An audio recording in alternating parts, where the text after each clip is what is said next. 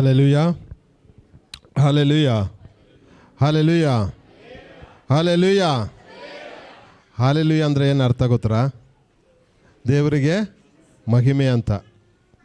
ಹಲ್ಲೆಲೂಯದ ಅರ್ಥ ದೇವರಿಗೆ ಮಹಿಮೆ. ಹಲ್ಲೆಲೂಯ. ದೇವರು ನಿನ್ನನ್ನು ನನ್ನನ್ನು ಸೃಷ್ಟಿ ಮಾಡಿರುವಂಥ ಕಾರಣ ದೇವರಿಗೆ ಯಾವಾಗಲೂ ನಾವು ಮಹಿಮೆ ಘನತೆಯನ್ನು ನಾವು ಕೊಡುವಂಥವರಾಗಿರಬೇಕು. ದೇವರು ವಾಗ್ದಾನ ಮಾಡಿದ ಹಾಗೆ ಎಲ್ಲಿ 2-3 ನನ್ನ ಹೆಸರಿನಲ್ಲಿ ಕೂಡಿ ಬರುತ್ತೀರೋ ಅಲ್ಲಿ ಇರುತ್ತೇನೆ ಎಂಬುದಾಗಿ ಹೇಳಿದಂಥ ದೇವರು ಈ ರಾತ್ರಿ ವೇಳೆಯಲ್ಲಿ ಕೂಡ ಈ ಒಂದು ಸಭೆಯಲ್ಲಿ ನಮ್ಮ ಮಧ್ಯದಲ್ಲಿ ಆತನು ವಾಗ್ದಾನ ಮಾಡಿದ ಹಾಗೆ ನಮ್ಮ ಮಧ್ಯದಲ್ಲಿ ಆತ್ಮ ಸ್ವರೂಪನಾಗಿ ಇರುವಂಥ ದೇವರಾಗಿರ್ತಾರೆ. ಹಲ್ಲೆಲೂಯ, ಹಲ್ಲೆಲೂಯ, ಹಲ್ಲೆಲೂಯ ಹೇಳುವಾಗ ನಿಮ್ಮ ಶಬ್ದ ಬರ್ತಾ ಇರಬೇಕು, ದೇವರಿಗೆ ಮಹಿಮೆ ಕೊಡ್ತಾ ಇರಬೇಕು. ಸೈತಾನ ಏನು ಮಾಡ್ತಾನೆ? ನಾಚಿಕೊಂಡು ಓಡೋಗ್ತಾನೆ. ದೇವರಿಗೆ ಮಹಿಮೆ ಕೊಡುವಾಗ ಸೈತಾನ ನಾಚಿಕೊಂಡು ಓಡೋಗ್ತಾನೆ. ನಮ್ಮನ್ನು ಕೂಡ ಈ ದಿನದಲ್ಲಿ ಈ ಬ್ಯಾಂಗ್ಳೂರು ಭಾಗಕ್ಕೆ ನಮ್ಮನ್ನು ಪ್ರೀತಿ ಮಾಡಿ ಸೇವಕರು ಹೇಳಿದಾಗೆ ಇದು ನಮ್ಮ ಚಿತ್ತ ಅಲ್ಲ, ದೇವರ ಚಿತ್ತ. ನಮ್ಮನ್ನು ಈ ಬ್ಯಾಂಗ್ಳೂರು ಪಟ್ಟಣಕ್ಕೆ ಈ ಒಂದು ಸಭೆಗೆ ದೇವರು ನಮ್ಮನ್ನು ಕುಟುಂಬವಾಗಿ ಮತ್ತು ನಮ್ಮ ಸಭೆ ಮಕ್ಕಳು ಕೆಲವರು ಜೊತೆಯಲ್ಲಿ ಸೇರಿ ಬರಲಿಕ್ಕೆ ಆಗುವಾಗೆ ದೇವರು ಒಂದು ದೊಡ್ಡ ಕೃಪೆಯನ್ನು ಮಾಡಿದ್ದಕ್ಕಾಗಿ ನಮ್ಮ ದೇವರಿಗೆ ನಾನು ಸ್ತೋತ್ರವನ್ನು ನಾನು ಮೊದಲನೇದಾಗಿ ಸಮರ್ಪಿಸುವಂಥವನಾಗಿರ್ತೇನೆ. ಅದು ಮಾತ್ರವಲ್ಲದೆ ಈ ಸಭೆಯ ಬೋಧಕರಾದ ವಿಲಿಯಂ ಪೀಟರ್ ಎಂಬ ಜೇಮ್ಸ್ ಅಂತಲೇ ಇಟ್ಕೊಳ್ತೀನಿ, ಜೇಮ್ಸ್ ಅಂತ ಸೇವಕರು ಮತ್ತು ಸಹೋದರಿ ಮತ್ತು ಇಲ್ಲಿರುವಂಥ ಎಲ್ಲ ಸಭೆಯ ವಿಶ್ವಾಸಿಗಳು ಆಗಿರ್ಬೋದು, ನಿಮ್ಮ ಎಲ್ಲರಿಗೂ ಕೂಡ ತುಮಕೂರು ಜೆಹೋವ ನಿಸ್ಸಿಯ ಪರವಾಗಿ ನಾವು ನಿಮಗೆ ಕೂಡ ಕೃತಜ್ಞತೆಗಳನ್ನು ನಾವು ತಿಳಿಸಿಕೊಳ್ಳುವಂಥವರಾಗಿರ್ತೀವಿ.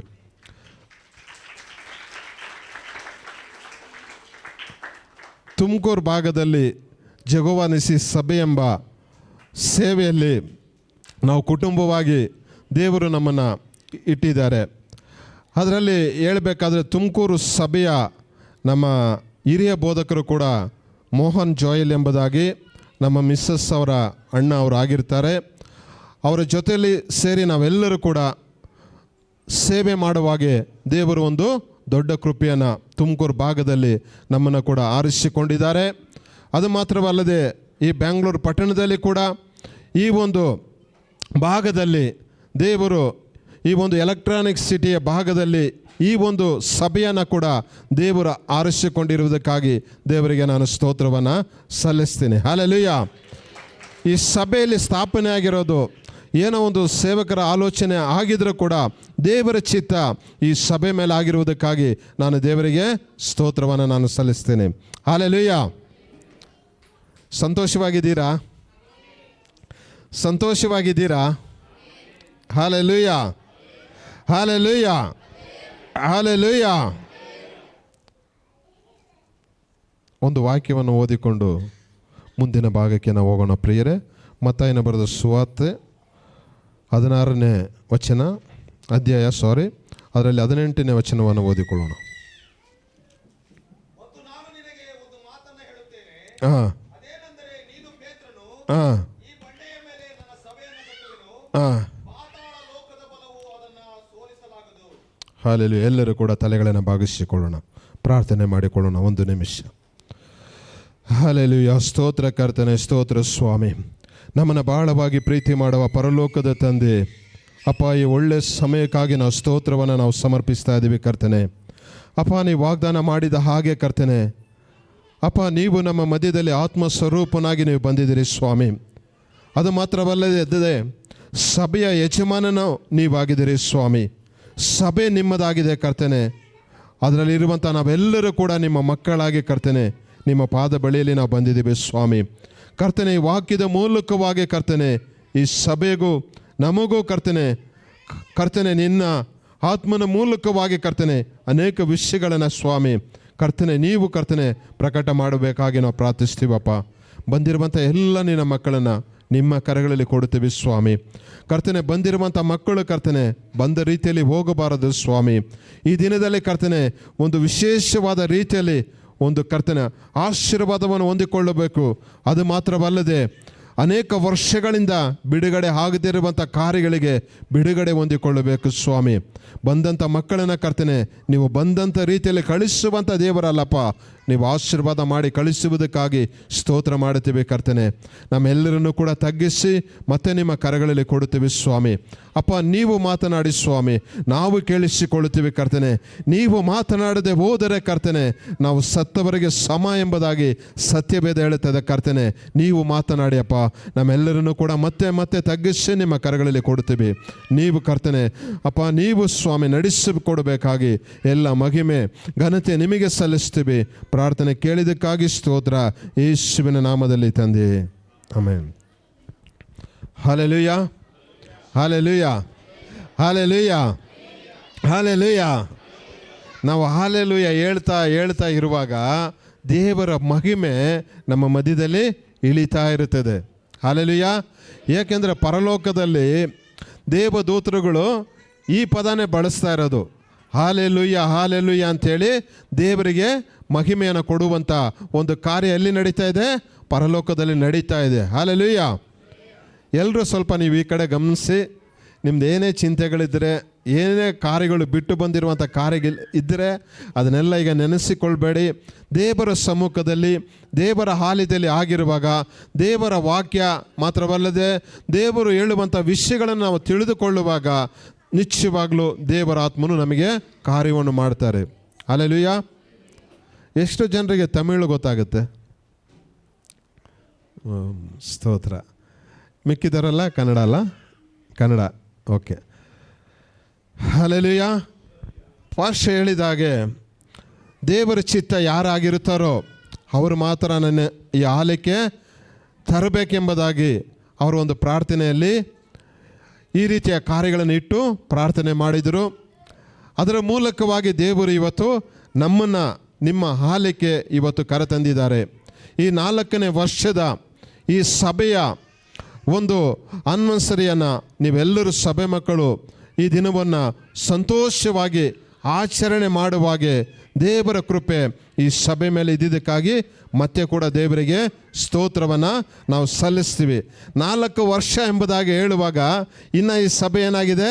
ಒಂದು ಮಗುವಾಗಿದೆ ಅಲ್ವಾ? 4 ವರ್ಷ ಅಂದರೆ ಒಂದು ಮಗುವ ರೀತಿಯಲ್ಲಿ ಆಗಿದೆ. ಆದರೆ ಮಗುವಾಗಿ ಇರೋದಿಲ್ಲ. ಅದು ಚೆನ್ನಾಗಿ ಮುಂದೆ ಬೆಳೆದು ಬರುವಾಗ ಏನಾಗುತ್ತೆ? ಅನೇಕ ಕಾರ್ಯಗಳನ್ನು ತಿಳಿದುಕೊಳ್ಳಲಿಕ್ಕೆ ಸಾಧ್ಯವಾಗ್ತದೆ. ಹಲ್ಲೆಲೂಯ. ಅದೇ ಪ್ರಕಾರವಾಗಿ ಮುಂಬರುವ ದಿನದಲ್ಲಿ ಈ ಸಭೆ ಉತ್ತಮವಾದ ರೀತಿಯಲ್ಲಿ ಬೆಳೆದು ಬರುವುದಕ್ಕಾಗಿ ನಾವು ಕೂಡ ಪ್ರಾರ್ಥನೆ ಮಾಡುವಂಥವರಾಗಿರ್ತೀವಿ. ಮತ್ತು ನಾವು ಓದಿಕೊಂಡಂಥ ವಾಕ್ಯದ ಕಡೆ ಮತ್ತೆ ನಾವು ಬರೋಣ ಪ್ರಿಯರೇ. ಮತ್ತೆ ಆ ವಾಕ್ಯವನ್ನು ರಿಪೀಟ್ ಮಾಡಿ. ಹಾಂ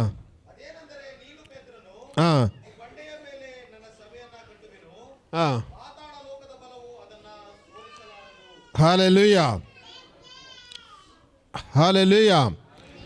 ಇಲ್ಲಿ ನಾವು ಕಲಿಯುವಂಥ ವಿಷಯ, ನಾವು ಧ್ಯಾನಿಸುವಂಥ ವಿಷಯ, ಯೇಸು ಸ್ವಾಮಿನು ಮತ್ತು ಶಿಷ್ಯರು ಅನೇಕ ಕಡೆ ಸೇವೆಗಳನ್ನು ಮಾಡಿ ಅವರು ಹಾಗೆ ಹಾದು ಬರುವಂಥ ಸಮಯದಲ್ಲಿ ಮೇಲುಗಡೆ ನಾವು ವಾಕ್ಯಗಳನ್ನು ಓದುವಾಗ ಯೇಸು ಸ್ವಾಮಿ ತನ್ನ ಶಿಷ್ಯರನ್ನು ನೋಡಿ ಕೇಳ್ತಾರೆ, ಈ ರೀತಿಯಲ್ಲಿ ಕೇಳ್ತಾರೆ. ಆ ಶಿಷ್ಯರನ್ನು ನೋಡಿ ಈ ರೀತಿಯಲ್ಲಿ ಕೇಳ್ತಾರೆ.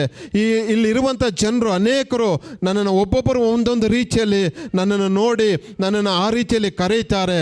ಆದರೆ ನೀವು ನನ್ನನ್ನು ಯಾರು ಎಂಬುದಾಗಿ ನನ್ನನ್ನು ತಿಳಿದುಕೊಂಡಿದ್ದೀರಾ ಎಂಬುದಾಗಿ ಹೇಳುವಾಗ ಆ ಲೋಕದ ಜನರು ಯಾವ ರೀತಿಯಲ್ಲಿ ಹೇಳ್ತಾರೆ, ನೀವು ಯಾವ ರೀತಿಯಲ್ಲಿ ನನ್ನನ್ನು ತಿಳಿದುಕೊಂಡಿದ್ದೀರಿ, ನೀವು ಯಾವ ರೀತಿಯಲ್ಲಿ ನನ್ನನ್ನು ಅರ್ಥ ಮಾಡಿಕೊಂಡಿದ್ದೀರಿ ಎಂಬುದಾಗಿ ಆತನು ಯೇಸು ಸ್ವಾಮಿ ಕೇಳುವಾಗ ಅಲ್ಲಿ ಕಾರ್ಯಗಳನ್ನು ನಾವು ಮೇಲಿಂದ ಕಲಿಯುವಾಗ ಯೇಸು ಸ್ವಾಮಿ ಕುರಿತು ಅನೇಕರು ಹೇಳ್ತಾರೆ. ಒಬ್ಬರು ಯೆರೆಮೀಯ ಅಂತ ಹೇಳಿ ಕೆಲವರು ಹೇಳ್ತಾರೆ, ಕೆಲವರು ಯೋಹಾನ ಎಂಬುದಾಗಿ ಹೇಳ್ತಾರೆ, ಕೆಲವರು ಪ್ರವಾದಿಯಲ್ಲಿ ಬರಬೇಕಾಗಿರುವಂಥ ಪ್ರವಾದಿ ಎಂಬುದಾಗಿ ಕೂಡ ಹೇಳ್ತಾರೆ.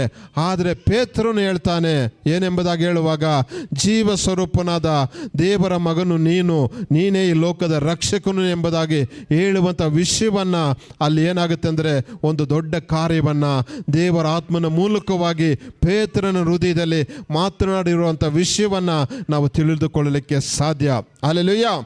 ಆ ಸಮಯದಲ್ಲಿ ಯೇಸು ಸ್ವಾಮಿ ಹೇಳ್ತಿದ್ದಾರೆ, ನೀನು ಪೇತ್ರನು, ನೀನು ಪೇತ್ರನು, ಈ ಬಂಡೆ ಅಂದರೆ ಯೇಸು ಸ್ವಾಮಿಯನ್ನು ನೋಡಿ ಹೇಳ್ತಾರೆ, ನೀನು ಪೇತ್ರನು, ನೀನು ಈ ಬಂಡೆಯ ಮೇಲೆ ನನ್ನ ಸಭೆಯನ್ನು ನೀನು ಕಟ್ಟುವೆ ಎಂಬುದಾಗಿ. Hallelujah, hallelujah. ಆ ಕಾಲದಲ್ಲಿ ಇನ್ನೂ ಸಭೆ ಪ್ರಾರಂಭ ಆಗಿಲ್ಲ, ಸೇವೆ ನಡೀತಾ ಇದೆ, ಸುವಾರ್ತೆ ನಡೀತಾ ಇದೆ. ಇನ್ನು ಸಭೆಗಳು ಸ್ಥಾಪನೆ ಆಗಲಿಲ್ಲ, ಇನ್ನು ಸಭೆಗಳು ಕಟ್ಟಲ್ಪಡಲಿಲ್ಲ. ಆದರೆ ದೇವ ಜನರಾಗಿ ಅನೇಕರು ಕೂಡಿ ಬರ್ತಿದ್ದರು, ಸಭೆಯನ್ನು ಪ್ರಾರಂಭ ಆಗಿಲ್ಲ. ಆದರೆ ಪೇತ್ರನಿಗೆ ಯೇಸು ಒಂದು ಪ್ರವಾದನ ಶಬ್ದವನ್ನು ಹೇಳುವುದನ್ನು ನಾವು ಇಲ್ಲಿ ಕೇಳಿಸ್ಕೊಳ್ತಾ ಇದ್ದೀವಿ. Hallelujah, hallelujah. ಏನಂತ ಹೇಳ್ತಿದ್ದಾರೆ? ಏನಂತ ಹೇಳ್ತಿದ್ದಾರೆ? ನೀನು ಪೇತ್ರನು, ಈ ಬಂಡೆಯ ಮೇಲೆ ಸಭೆಯನ್ನು ಕಟ್ಟುವೆ ಎಂಬುದಾಗಿ. ಹಲ್ಲೆಲೂಯ. ಇವತ್ತು ಇರುವಂಥ ಎಲ್ಲ ಲೋಕದಲ್ಲಿ ಇರುವಂಥ ಎಲ್ಲ ಸಭೆಗಳಿಗೆ ಯಜಮಾನರು ಯಾರಾಗಿದ್ದಾರೆ? ಯೇಸು ಒಬ್ಬರೇ. ಹಲ್ಲೆಲೂಯ. ಆತನು ತನ್ನ ರಕ್ತದ ಮೂಲಕವಾಗಿ ತನ್ನ ಸಭೆಯನ್ನು ಆತನು ಕೊಂಡುಕೊಂಡಿದ್ದಾನೆ. ಹಲ್ಲೆಲೂಯ. ತನ್ನ ರಕ್ತದ ಮೂಲಕವಾಗಿ ಒಂದು ಹೊಸ ಒಡಂಬಡಿಕೆಯನ್ನು ಯೇಸು ಸ್ಥಾಪನೆ ಮಾಡಿದ್ದಾರೆ. ಹಲ್ಲೆಲೂಯ.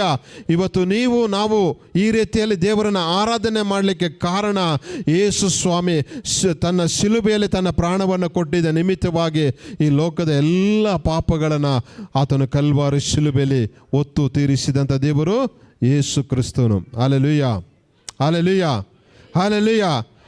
ಆ ರೀತಿಯಲ್ಲಿ ಇನ್ನು ಸಭೆಗಳು ಆಗಿಲ್ಲ.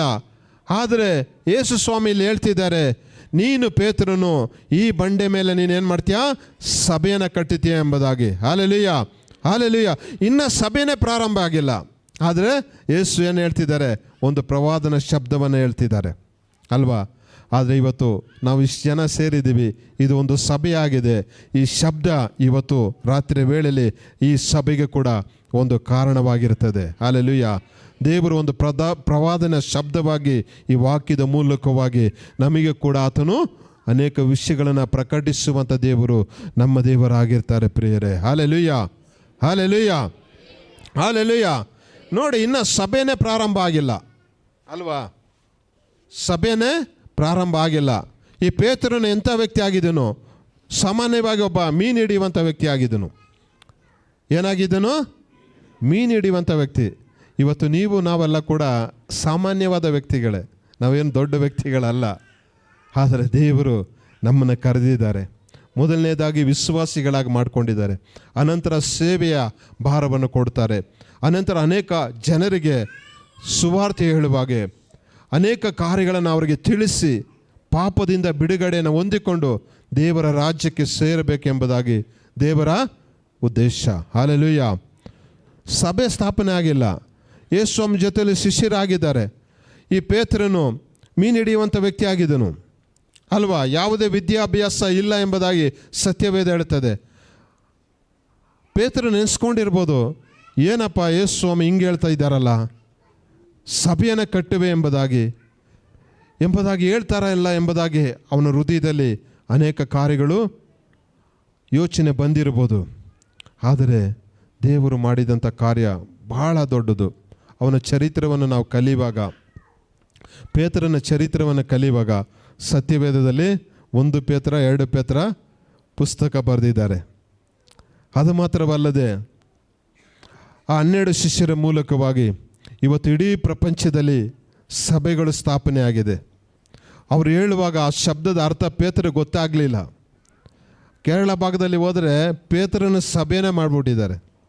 ಇವತ್ತು ಕೇರಳ ಭಾಗದಲ್ಲಿ ಹೋಗುವುದಾದರೆ ಪೇತ್ರನ ಸಭೆನೇ ಮಾಡಿಬಿಟ್ಟಿದ್ದಾರೆ. ಆ ರೀತಿಯಲ್ಲಿ ಪೇತ್ರನು ಒಂದು ರಕ್ತ ಸಾಕ್ಷಿಯಾಗಿ ಅವನು ಸತ್ತನು ಎಂಬುದಾಗಿ ನಾವು ನೋಡ್ತೀವಿ. ಹಲ್ಲೆಲೂಯ. ಒಬ್ಬ ರಕ್ತ ಸಾಕ್ಷಿಯಾಗಿ ಪೇತ್ರನು ಸತ್ತನು. ಅವನು ಹೇಳ್ದ, ಅವನು ಸೆರೆಯಲ್ಲಿದ್ದ, ಕಷ್ಟಪಟ್ಟ, ಹಿಂಜರಿದು ಹೋದ, ಸೇವೆಯಲ್ಲಿ ಅನೇಕ ಆತನಿಗೆ ಭಾಳ ಒಂದು ಕಷ್ಟಕಾಲ ಬಂತು. ಸೆರೆಯಲ್ಲಿ ಹಾಕುವಂಥ ಪರಿಸ್ಥಿತಿ, ಅನೇಕರು ಹೀನವಾಗಿ ಮಾತನಾಡುವಂಥ ಕಾರ್ಯಗಳು. ಅಂಥ ಪರಿಸ್ಥಿತಿಗಳ ಮಧ್ಯದಲ್ಲಿ ಕೂಡ ಆತನು ನಂಬಿಗಸ್ತನಾಗಿ ದೇವರ ಸೇವೆಗಾಗಿ ನಿಂತ್ಕೊಂಡ. ಏಕೆಂದರೆ ದೇವರು ಆತನನ್ನು ಆರಿಸಿಕೊಂಡಿದ್ದರು. ಆತನು ಸಾಯುವಾಗ ಹೇಳಿದ್ರು, ನಿನಗೆ ಸಾವು ಯಾವ ರೀತಿಯಲ್ಲಿ ಬೇಕು ಎಂಬುದಾಗಿ ಆ ಕಾಲದಲ್ಲಿ ಇದ್ದಂಥ ರೋಮ್ ಸರ್ಕಾರ ಇದ್ದಂಥ ಕಾಲಘಟ್ಟದಲ್ಲಿ ಯಾವ ರೀತಿಯಲ್ಲಿ ಆತನು ಕೇಳಿಕೊಂಡ, ನನ್ನನ್ನು ಯಾವ ರೀತಿ ಬೇಕಾದ್ರೂ ಕೊನ್ರಿ, ಆದರೆ ನನ್ನ ಆಸೆ ಯೇಸು ಸ್ವಾಮಿನ ಶಿಲುಬೆಗೆ ಈ ರೀತಿಯಲ್ಲಿ ಹಾಕಿದ್ರು. ಆದರೆ ನನ್ನನ್ನು ಹಾಗೆ ತಿರುಗಿಸಿ ನನ್ನ ತಲೆ ಕೆಳಗೆ ಬರಬೇಕು, ನನ್ನ ಕಾಲು ಮೇಲೆ ಹೋಗ್ಬೇಕು ಅಂತ ಹೇಳಿ ಮರಣದ ಸಮಯದಲ್ಲಿ ಕೂಡ ತಗ್ಗಿಸಿಕೊಳ್ಳುವಂಥ ಒಬ್ಬ ಒಳ್ಳೆ ಉತ್ತಮವಾದ ಸೇವಕನಾಗಿ ನಾವು ನೋಡಲಿಕ್ಕೆ ಸಾಧ್ಯ. Hallelujah, hallelujah. ಆ ರೀತಿಯಲ್ಲಿ ಇವತ್ತು ಸೇವೆಗಳು ಆರಂಭದಲ್ಲಿ ಭಾಳ ಕಷ್ಟ. ನಾವು ಕೂಡ ಸಭೆಯನ್ನು ಪ್ರಾರಂಭಿಸುವಂಥ ಸಮಯದಲ್ಲಿ ನಾವು ಮೊದಲನೇದಾಗಿ ಮನೆಯಲ್ಲಿ ನಾವು ಪ್ರಾರಂಭಿಸುವಂಥ ಸಮಯದಲ್ಲಿ ಸುಮಾರು ಒಂದು 4-5 ಜನ ಸೇರಿ ಸಭೆಯಲ್ಲಿ ಪ್ರಾರ್ಥನಾ ಕೂಟವನ್ನು ಪ್ರಾರಂಭಿಸಿದ್ದು. ನಾವು ಸಭೆ ಮಾಡಬೇಕೆಂಬುದಾಗಿ ಯೋಚನೆ ಕೂಡ ಇರಲಿಲ್ಲ. ಆದರೆ ಸಭೆಯನ್ನು ಈ ರೀತಿಯಲ್ಲಿ ಮನೆಯಲ್ಲಿ ಸೇರಿ ನಾವು ಆರಾಧಿಸುವಾಗ ಕಾಲ ಹೋಗ್ತಾ ಹೋಗ್ತಾ ಆತ್ಮಗಳು ಬರ್ತಾಯಿದ್ರು. ಹಲ್ಲೆಲೂಯಾ. ನಾವು ನಿರೀಕ್ಷೆ ಮಾಡಲಿಲ್ಲ ನಮಗೆ ಸಭೆ ಆಗುತ್ತೆ ಈ ರೀತಿಯೆಲ್ಲ ನಿರೀಕ್ಷೆ ಇಲ್ಲ. ಏನೋ ಒಂದು ಕಾರಣದಿಂದ ನಾವು ಮನೆಯಲ್ಲಿ ಪ್ರಾರಂಭಿಸಿದಾಗ ಸುಮಾರು ಒಂದು 4-5 ಜನ, ಅನಂತರ ಪ್ರಾರ್ಥನೆ ಮಾಡ್ತಾ ಹಾಗೆ ಮನೆಯಲ್ಲಿ ನಡೆಸುವಾಗಲೇ ಕೆಲವರೆಲ್ಲ ಬರೋದು ಪ್ರಾರಂಭಿಸಿದರು. ಪ್ರಾರಂಭಿಸುತ್ತಾ ನಮ್ಮ ಕುಟುಂಬಕ್ಕೆ ಒಂದು ಯೋಚನೆ ಬಂತು, ನಾವು ಇದೇ ರೀತಿಯಲ್ಲಿ ಎಷ್ಟು ವರ್ಷ ನಾವು ಮುಂದೆ ಹೋಗಲಿಕ್ಕೆ ಆಗುತ್ತೆ? ಆಗಲ್ಲ. ಆದರೆ ಒಂದು ಸಭೆಯನ್ನು ಹೇಗಾದರೂ ಮಾಡಿ ನಾವು ಸ್ಥಾಪನೆ ಮಾಡಬೇಕೆಂಬುದಾಗಿ. ಹಲ್ಲೆಲೂಯಾ.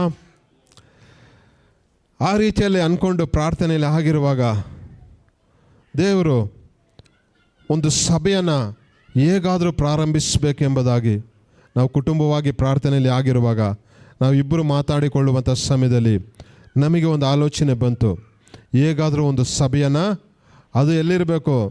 ನಮ್ಮ ಮನೆ ಅಕ್ಕಪಕ್ಕನೇ ಇರಬೇಕು, ಅದು ರೋಡ್ಗೆ ಇರಬೇಕೆಂಬುದಾಗಿ ನಮ್ಮ ಒಂದು ಆಸೆ. ಆ ರೀತಿಯಲ್ಲಿ ಆಗಿರುವಂಥ ಸಮಯದಲ್ಲಿ ಕೆಲವರಿಗೆಲ್ಲ ಹೇಳೋದು ಪ್ರಾರ್ಥನೆಯಲ್ಲಿ ಇಡೋಣ ಎಂಬುದಾಗಿ. ಕೆಲವು ದಿನಗಳಾಯಿತು. ಕೆಲವ್ರಿಗೆ ಹೇಳೋದು ಬಂದು ಕೆಲವು ಜಾಗಗಳನ್ನೆಲ್ಲ ತೋರಿಸುವಾಗ ಕೆಲವು ಕಡೆ ಹೋಗಿ ಭಾಳ ರೇಟು ಸ್ವಲ್ಪ ಚೀಪಾಗಿತ್ತು. ಏನು ಮಾಡೋದು?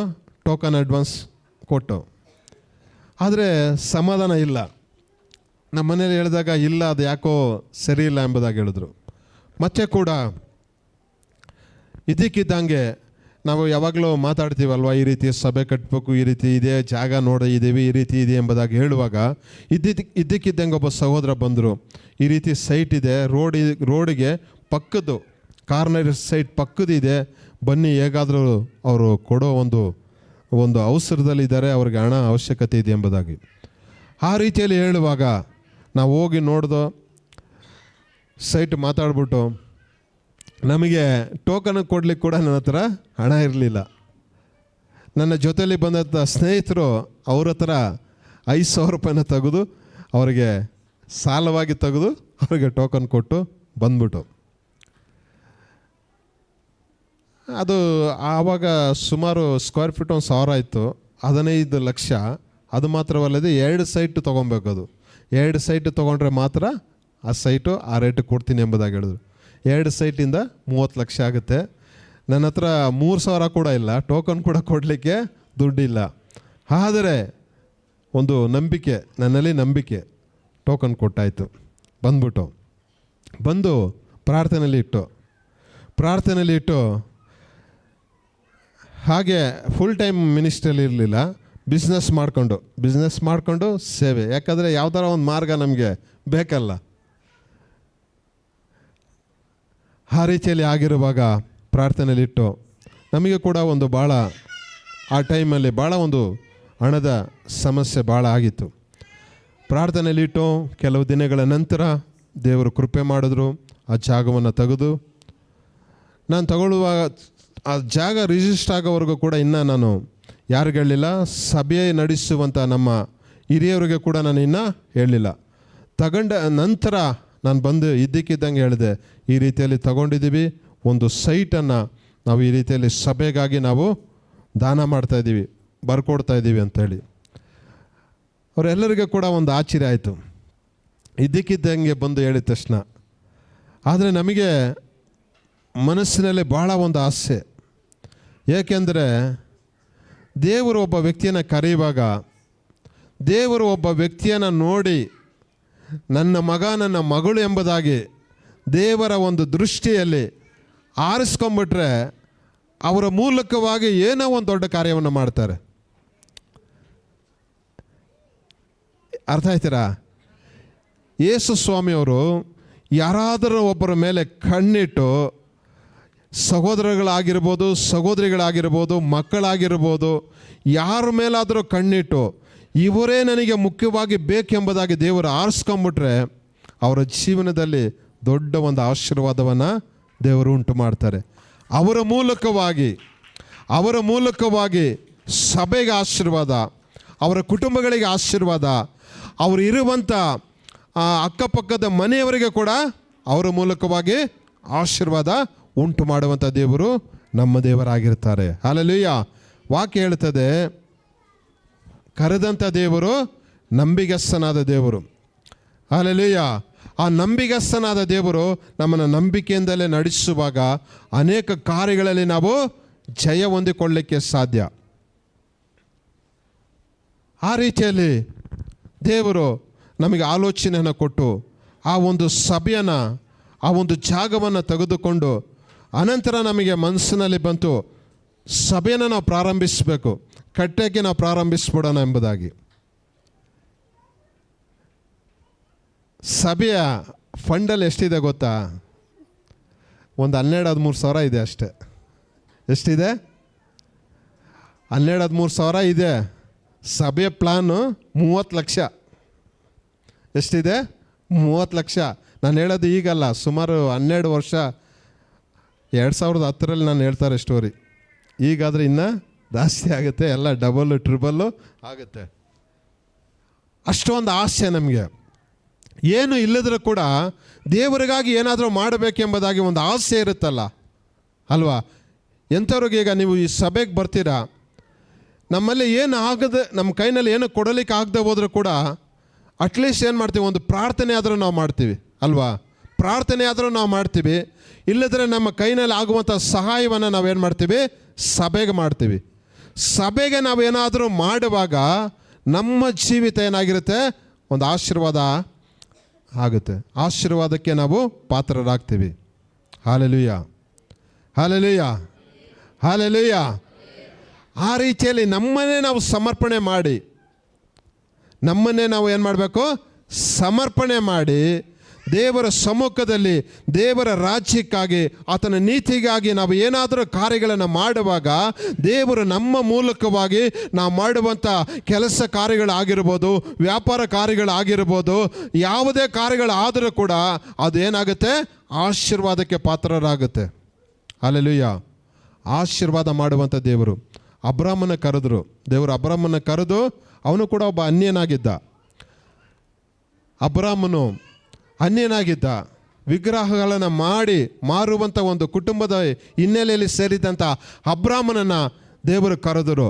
ಅವನಿಗೆ ಆಶೀರ್ವಾದವನ್ನು ಮಾಡಿದ್ರು, ಆಕಾಶವನ್ನು ತೋರಿಸಿದ್ರು, ಸಮುದ್ರವನ್ನು ತೋರಿಸಿದ್ರು. ಆ ರೀತಿಯಲ್ಲಿ ನಿನ್ನ ಸಂತತಿಯನ್ನು ನಾನು ಹೆಚ್ಚಿಸ್ತೀನಿ ಎಂಬುದಾಗಿ ಹೇಳಿದಂಥ ದೇವರು. ಹಲ್ಲೆಲೂಯ. ಇವತ್ತು ನಿನ್ನನ್ನು ನನ್ನನ್ನು ಕೂಡ ದೇವರು ಕರೆದಿರುವುದೇನೋ ಗೊತ್ತಾ? ಏನೋ ಒಂದು ಉದ್ದೇಶ ದೇವರು ನಮ್ಮ ಮೇಲೆ ಇಟ್ಟಿದ್ದಾರೆ. ಹಲ್ಲೆಲೂಯ. ಎಲ್ಲೂ ಸ್ವಲ್ಪ ಈ ಕಡೆ ಗಮನಿಸಿ. ಇದು ದೇವರ ವಾಕ್ಯ, ಇದು ದೇವರ ವಾಕ್ಯ. ವಾಕ್ಯ ಹೇಳ್ತದೆ, ಯೇಸು ಸ್ವಾಮಿ ಹಿಂಗೆ ಒಂದು ಮಾತು ಹೇಳ್ತಾರೆ, ಆಕಾಶ ಭೂಮಿ ಅಳಿದು ಹೋದರೂ ಕೂಡ ಆತನ ಮಾತು ಅಳಿದು ಹೋಗೋದೇ ಇಲ್ಲ. ಅಂಥ ಮಾತನ್ನು ನಾವು ಕೇಳಿಸ್ಕೊಳ್ಳುವಾಗ ಏನೋ ಒಂದು ರೀತಿಯಲ್ಲಿ ಕೂತ್ಕೊಂಡು ಏನೋ ಒಂದು ಹೇಳ್ತಿದ್ದಾರೆ, ಏನೋ ಒಂದು ನಡೀತಾ ಇದೆ. ಕೆಲವ್ರಿಗೆ ಏನು ನಡೀತಾ ಇದೆ ಅಂತ ಕೂಡ ಕೆಲವು ಸಮಯದ ಏನಾಗಲ್ಲ, ಗೊತ್ತಾಗಲ್ಲ. ಏನೋ ಅವ್ರ ಪಾಡಿಗೆ ಅವ್ರು ಹೇಳ್ತಾರೆ, ನಮ್ಮ ಪಾಡಿಗೆ ನಾವು ಕೇಳಿಸ್ಕೊಂತೀವಿ. ಆದಷ್ಟು ಬೇಗ ಬಿಟ್ಟರೆ ಸಾಕು, ಊಟ ಗೀಟ ಮಾಡಿ ಎಸ್ಕೇಪ್ ಆಗಿಬಿಟ್ರೆ ಸಾಕಪ್ಪ ಅಂತ ಇರೋರು ಇರ್ತಾರೆ. ಇವ್ರು ಯಾವಾಗ ಮುಗಿಸ್ತಾರಪ್ಪ, ಯಾವಾಗ ಹೋಗ್ಬೇಕಪ್ಪ, ಮನೇಲಿ ಈ ಕಾರ್ಯಗಳು ಬಿಟ್ಟು ಬಂದಿದ್ದೀನಿ, ಇಂಥ ಕಾರ್ಯಗಳಿದೆಯಲ್ಲ ಇದನ್ನೆಲ್ಲ ಸರಿಪಡಿಸ್ಕೊಳ್ಬೇಕು. ಕೆಲವು ಕಾರ್ಯಗಳೆಲ್ಲ ಏನೇನೋ ಕೆಲವ್ರು ಬಂದಿರ್ತಾರೆ, ಕೆಲವರು ಹೇಳ್ದ ಬಂದಿರ್ತಾರೆ. ಅವಾಗೇನಾಗುತ್ತೆ ಅಂದರೆ ಸ್ವಲ್ಪ ಲೂಸ್ ಬಿಟ್ಟರೆ ನಮ್ಮ ಯೋಚನೆ ಎಲ್ಲ ಏನಾಗುತ್ತೆ, ಆ ಕಡೆ ಹೊರಟೋಗುತ್ತೆ. ನಾವು ಹೇಳೋದು ನಿಮಗೆ ನಿಮ್ಮ ಮನಸ್ಸಿಗೆ ಹೋಗಲ್ಲ, ಕಿವಿಗೆ ಹೋಗಲ್ಲ. ಇಲ್ಲಿ ಮಾತ್ರ ಇರ್ತೀರಾ. ಹಾಲೆಲೂಯ ಅಂದರೆ ಹಾಲೆಲೂಯ ಅಂತೀರಾ, ಸ್ತೋತ್ರನ ಅಂದರೆ ಸ್ತೋತ್ರ ಅಂತೀರಾ. ವಾಕ್ಯ ಏನಾಗಿದೆ ಅಂದರೆ, ವಾಕ್ಯ ನಮ್ಮ ಹೃದಯದಲ್ಲಿ ಅದು ಮೊಳಕೆ ಹೊಡಿಬೇಕು. ಹೃದಯದಲ್ಲಿ ಈ ವಾಕ್ಯ ಯಾವಾಗಲೂ ಕ್ರಿಯೆ ಮಾಡ್ತಾ ಇರಬೇಕು. ಇಲ್ಲದ್ರೆ ಹೋದರೆ ಶಿಷ್ಯರು ಇಂಥ ಒಂದು ಸೇವೆನ ಮಾಡಲಿಕ್ಕೆ ಆಗ್ತಿರ್ಲಿಲ್ಲ. 12 ಜನ ಶಿಷ್ಯರು ಇಡೀ ಪ್ರಪಂಚವನ್ನೇನು ಮಾಡಿದ್ರು, ಅಳ್ಳಾಡಿಸ್ಬಿಟ್ರು. ಇವತ್ತು ಇಡೀ ಪ್ರಪಂಚದಲ್ಲಿ ಜನಸಂಖ್ಯೆಯಲ್ಲಿ ನಾವು ಲೆಕ್ಕಿಸುವುದಾದರೆ ಅಧಿಕವಾಗಿ ಮೆಜಾರಿಟಿ ಇರುವಂಥವ್ರು ಯಾರು? ಕ್ರೈಸ್ತರು. ನಾನು ಮಾತಾಡೋದು ಕೇಳಿಸುತ್ತಾ? ಅರ್ಥ ಆಗುತ್ತಾ? ಅರ್ಥ ಆಗ್ತಾ ಇದೆಯಾ ಇಲ್ವಾ? ಹಿಂದೆ ಇರೋರಿಗೆ ಸಿಸ್ಟರ್ ಅರ್ಥ ಆಗುತ್ತಾರ? ಅರ್ಥ ಆಗಲಿಲ್ಲ, ಒಂದು ವೇಳೆ ಮೈಕ್ ಏನಾರ ಸರಿ ಕೇಳಿಸಿಲ್ಲ ಅಂದರೆ ಸ್ವಲ್ಪ ಹೇಳಿ, ಹಾಂ? ಸರಿನಾ? ಈ ರೀತಿಯಲ್ಲಿ ನಾನು ಹೇಳುವಂಥದ್ದು, ದೇವರ ರಾಜ್ಯಕ್ಕಾಗಿ ನಾವು ಏನಾದರೂ ಕಾರ್ಯಗಳನ್ನು ಮಾಡುವಾಗ ನಮಗೆ ಬರುವಂಥ ಆಶೀರ್ವಾದಗಳು, ನಮಗೆ ಬರುವಂಥ ಕಾರ್ಯಗಳನ್ನು ಯಾವ ರೀತಿಯಲ್ಲಿ ದೇವರ ಸಮ್ಮುಖದಲ್ಲಿಂದ ನಾವು ಪಡೆದುಕೊಳ್ಬೇಕೆಂಬುದಾಗಿ. ಯಾಕೆಂದರೆ ಯೇಸು ಸ್ವಾಮಿ ಸೇವೆ ಮಾಡುವಾಗ, ಇದೇ ರೀತಿಯಲ್ಲಿ ಸಭೆಯಲ್ಲಿ ಸೇವೆ ಮಾಡುವಾಗ ಎಲ್ಲರೂ ಬಂದು ಕಾಣಿಕೆಯನ್ನು ಹಾಕ್ತಾರೆ. ಆದರೆ ಒಂದು ಬಡ ವಿಧವೆ ತನಗಿದ್ದಂಥ 2 ಕಾಸು ಅಷ್ಟೇ ಆಕೆ ಜೀವನಕ್ಕೆ ಬೇಕಾಗಿದ್ದು, ಅದನ್ನು ಕೂಡ ಏನು ಮಾಡುತ್ತೆ, ಸಭೆಯಲ್ಲಿ ಸೇವೆಗೆ ಎಂಬುದಾಗಿ ಇರೋದನ್ನು ಕೂಡ ಕೊಡುತ್ತೆ. ಯಾಕಂದರೆ ದೇವರ ರಾಜ್ಯಕ್ಕಾಗಿ, ದೇವರಿಗಾಗಿ ನಾವು ಏನಾದರೂ ಕಾರ್ಯಗಳನ್ನು ಮಾಡುವಾಗ ದೇವರು ಅದನ್ನು ಮತ್ತೆ ದೇವರು ಇಟ್ಕೊಳ್ಳೋದಿಲ್ಲ. ಅದಕ್ಕಿಂತ ಏನಾದರೂ 2 ಪಟ್ಟು 3 ಪಟ್ಟು ಮಾಡಲಿಕ್ಕೆ ದೇವರು ಏನಾದರೂ ಒಂದು ಕಾರ್ಯವನ್ನು ಮಾಡ್ತಾರೆ.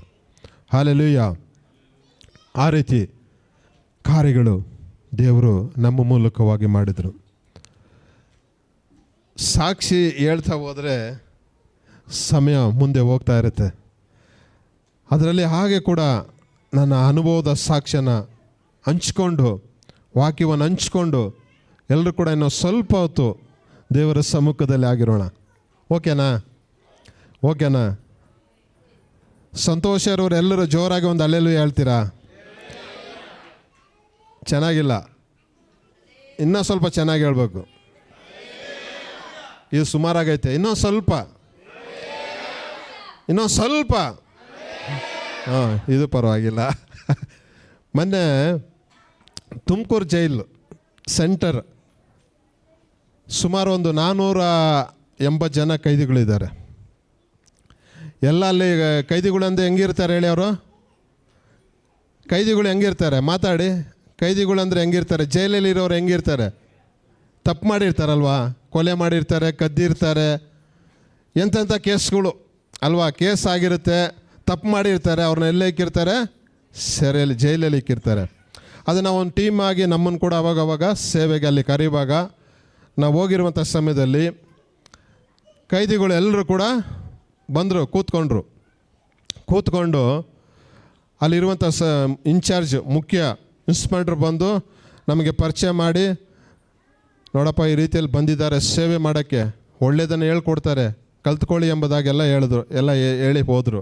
ಆಮೇಲೆ ಒಬ್ಬೊಬ್ಬರಾಗಿ ಒಂದೊಂದು ಸಾಕ್ಷಿ ಹೇಳಿ, ಅವರು ಇಷ್ಟು ವರ್ಷ ಜೈಲಲ್ಲಿದ್ದರು, ವಾಕ್ಯ ಒಬ್ಬರು ಹೇಳಿದ್ರು, ಮನ ತಿರುಗಿದ್ರು, ಈಗ ನಾವು ಸೇವೆ ಮಾಡ್ತೀವಿ ಎಂಬುದಾಗಿ ಒಂದೊಂದು ಸಾಕ್ಷಿಯಾಗಿ ಹೇಳಿದ್ರು. ಆಮೇಲೆ ನನ್ನ ಭಾಗ ಬಂತು. ನಮಗೆ ಸಿಕ್ಕಿದ್ರೆ ಸಾಕಲ್ವಾ? ದೇವ್ರ ಮಕ್ಕಳಿಗೆ ಸಿಕ್ಕಿದ್ರೆ ಸುವಾರ್ತೆನ ಸಾರ್ಬಿಡ್ಬೇಕು. ನಾನು ಬಂದಿದ್ದ ತಕ್ಷಣ ಅವ್ರಿಗೆ ಹೇಳಿದೆ, ಕೆಲವು ವಿಷಯಗಳನ್ನು ಹೇಳಿ, ಒಂದು 3 ವಿಷಯವನ್ನು ನಾನು ಹೇಳ್ತೀನಿ, ನೀವು ಹಾಗೆ ಹೇಳಬೇಕೆಂಬುದಾಗಿ. ಅವರೆಲ್ಲ ಹ್ಞೂ ಅಂದರು. ಎಲ್ಲ ಹ್ಞೂ ಅಂದರೆ ನಾನು ಹೇಳಿದೆ, ಹಲ್ಲೆಲೂಯಾ ಅಂತ ಜೋರಾಗಿ ಹೇಳಿ ಅಂಥೇಳಿ. ಹಲ್ಲೆಲೂಯಾ ಅಂತ ಕರೆದ್ರೆ ಎಲ್ಲರೂ ನನ್ನ ಜೊತೆ ಹಲ್ಲೆಲೂಯಾ ಅಂತ ಕರೆದಾಗ ಆ ಮೈದಾನ ಎಲ್ಲ ಒಂಥರ, ಆ ಜೈಲೆಲ್ಲ ಏನಾಗುತ್ತೆ ಅಂದರೆ ಏನೋ ಒಂದು ರೀತಿಯ ಒಂದು ಪ್ರಸನ್ನತೆ ರೀತಿಯಲ್ಲಿ ಕಾಣಲಿಕ್ಕೆ ಸಾಧ್ಯ. 3 ಸಲ ಎಲ್ಲರಿಗೂ ಹೇಳಿದೆ. ಎಲ್ಲರೂ ಮತ್ತೆ ಅವ್ರಿಗೆ ಹೇಳಿದ ತಕ್ಷಣ ಅವರೆಲ್ಲರೂ ಕೂಡ ಏನಾದ್ರು ಗೊತ್ತಾ, ಸಭೆಯಲ್ಲಿ ವಿಶ್ವಾಸಿಗಳು ಕೂಡ ಹೇಳಲ್ಲ. ಆ ರೀತಿಯಲ್ಲಿ ಸ್ತೋತ್ರ ಹಲ್ಲೆಲೂಯಾ ಅಂದರೆ ಅವರು ಕೂಡ ಸ್ತೋತ್ರ ಹಿಂಗಿಲ್ಲ, ಇನ್ನೂ ಜೋರಾಗಿ ಹೇಳ್ತಿದ್ರು ಅವರು. ಯಾರು? ಕೈದಿಗಳು, ತಪ್ಪು ಮಾಡಿರೋರು. ನಾವೆಲ್ಲ ದೇವ್ರ ಮಕ್ಕಳು, ಎಲ್ಲ ದೇವ್ರ ಮಕ್ಕಳು ತಾನೆ. ಯಾರನ್ನೋ ದೇವರು ತಿಳಿದೇ ಇರೋರು ಯಾರನ್ನ ಇದ್ದೀರಾ? ಇದೇ ಫಸ್ಟ್ ಟೈಮ್ ಬಂದಿದ್ದೀನಿ ಅಂಥೇಳಿ. ಈ ಕಡೆ ಸಿಸ್ಟ್ರೆಲ್ಲ ನೀವೆಲ್ಲ ದೇವ್ರ ಮಕ್ಕಳು ತಾನೆ. ನೀವು ಹೊಸ್ದಾಗಿ ಬಂದಿದ್ದೀರಾ ಸಿಸ್ಟ್ರ? ಹೊಸ್ದಾಗಿ ಬಂದಿದ್ದೀರಾ? ನೀವೆಲ್ಲ ಹೊಸ್ದಾಗಿ ಬಂದಿದ್ದೀರಾ? ಹೊಸ್ದಾಗಿ ಬಂದಿದ್ದೀರಾ? ಸರಿ ಸರಿ. ಈ ಕಡೆ ನೀವು ಯಾರನ್ನ ಹೊಸ್ದಾಗಿ ಬಂದಿದ್ದೀರಾ?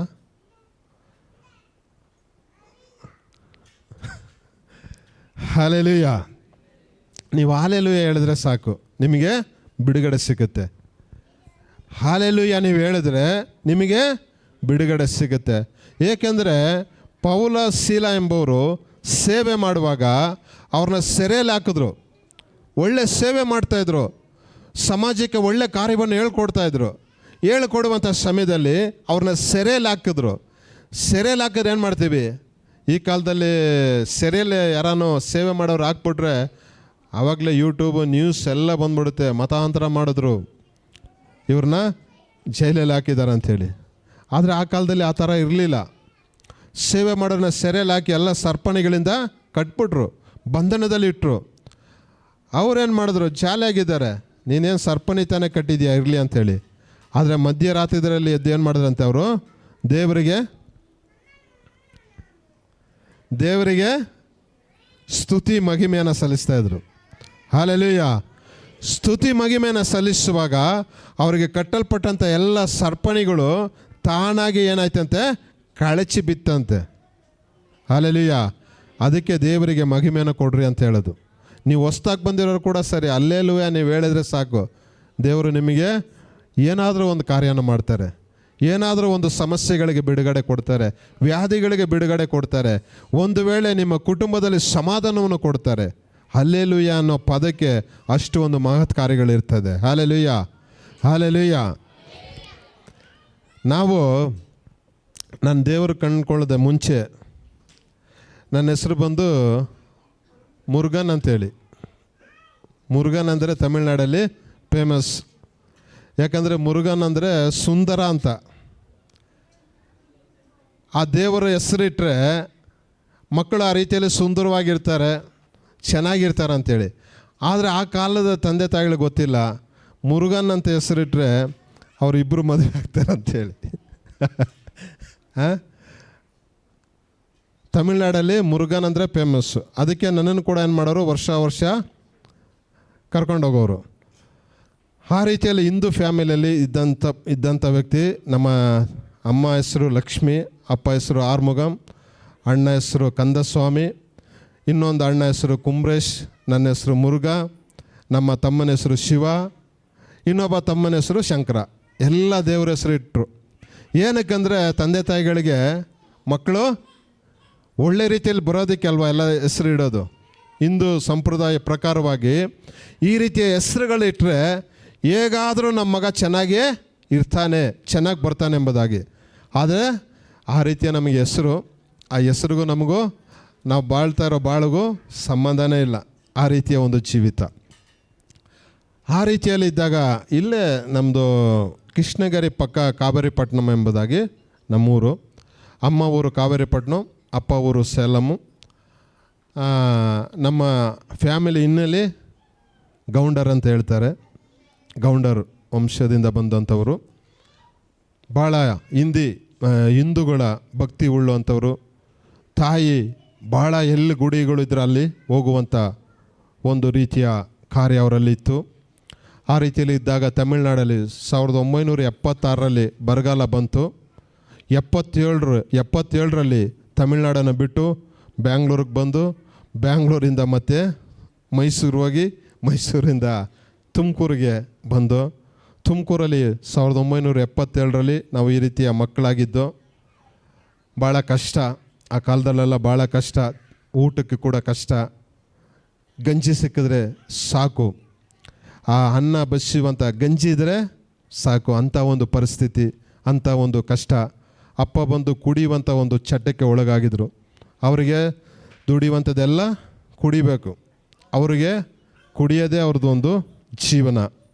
ತಾಯಿಗೆ ಹೇಗಾದರೂ, ಯಾಕಂದರೆ ತಾಯಿಗೆ ಮಕ್ಕಳ ಮೇಲೆ ಯಾವಾಗಲೂ ತಾಯಿಗೆ ಭಾಳ ಪ್ರೀತಿ ಅಲ್ವಾ.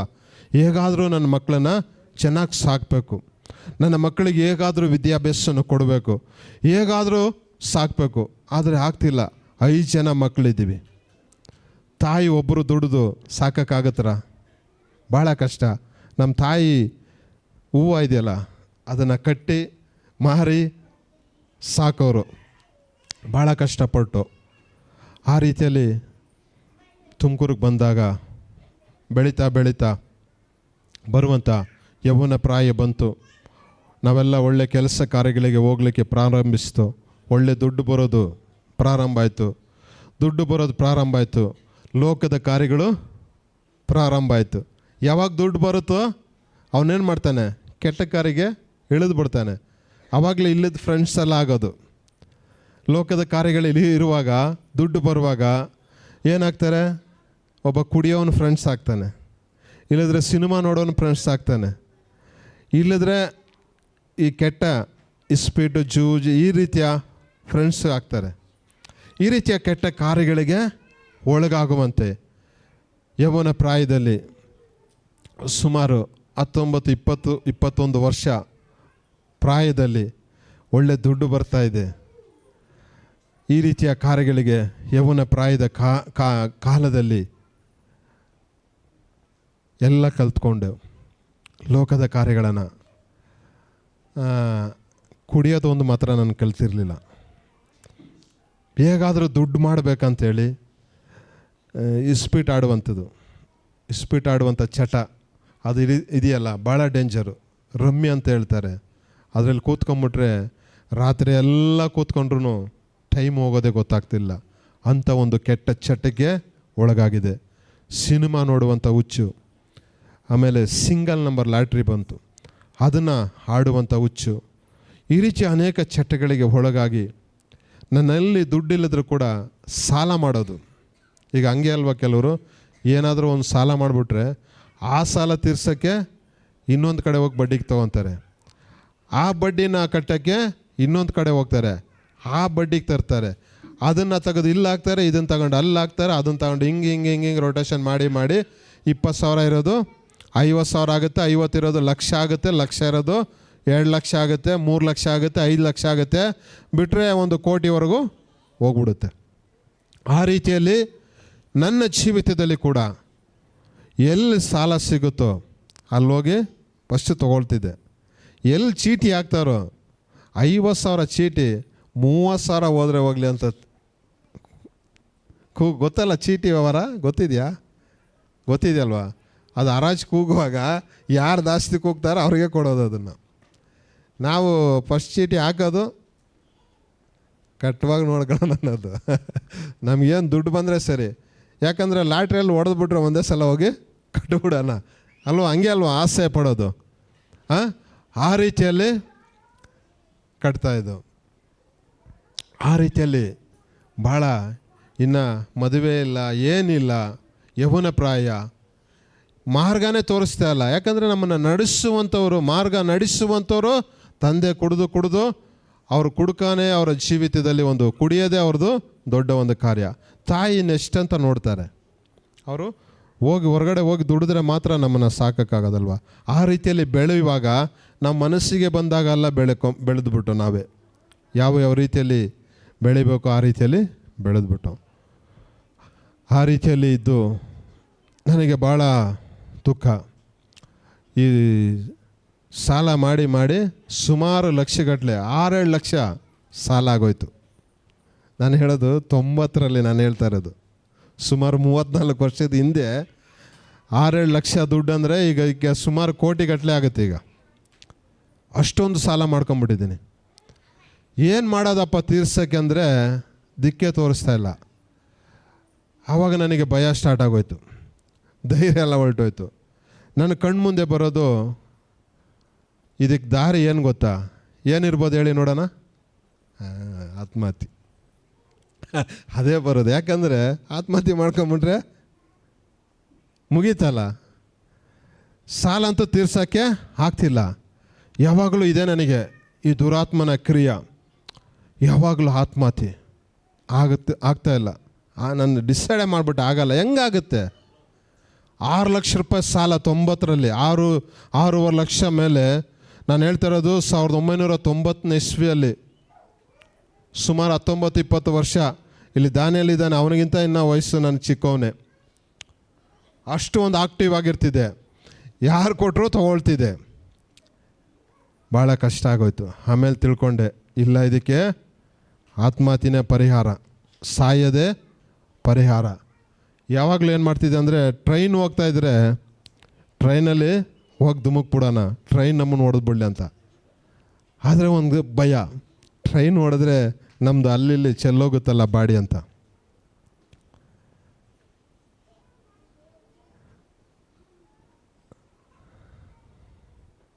ಏನು ಪ್ರಾಬ್ಲಮ್ ಆಗಿದೆ ಏನಾರ ಆಚೆ?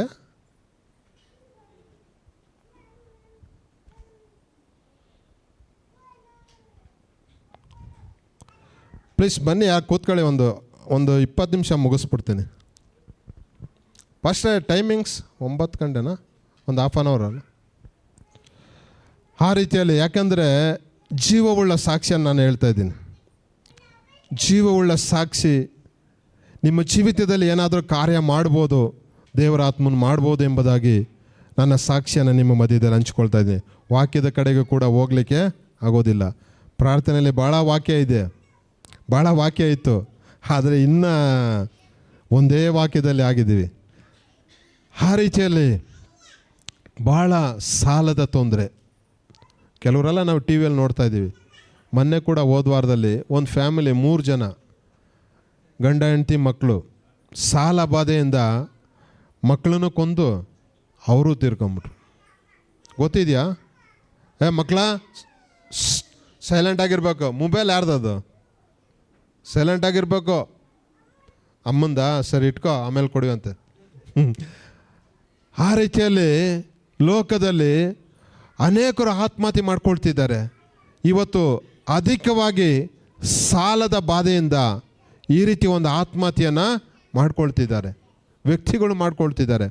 ಕೆಲವರು ವಿದ್ಯಾಭ್ಯಾಸ ಮಾಡುವಂಥ ಮಕ್ಕಳು ಕೂಡ ಒಂದು ಆತ್ಮಹತ್ಯೆಯನ್ನು ಮಾಡ್ಕೊಳ್ತಿದ್ದಾರೆ. ಏಕೆಂದರೆ ಅವರ ಜೀವನದಲ್ಲಿ ನಿರೀಕ್ಷೆಯನ್ನು ಕಳ್ಕೊಂಬಿಟ್ಟಿರ್ತಾರೆ, ನಂಬಿಕೆಯನ್ನು ಕಳ್ಕೊಂಬಿಟ್ಟಿರ್ತಾರೆ.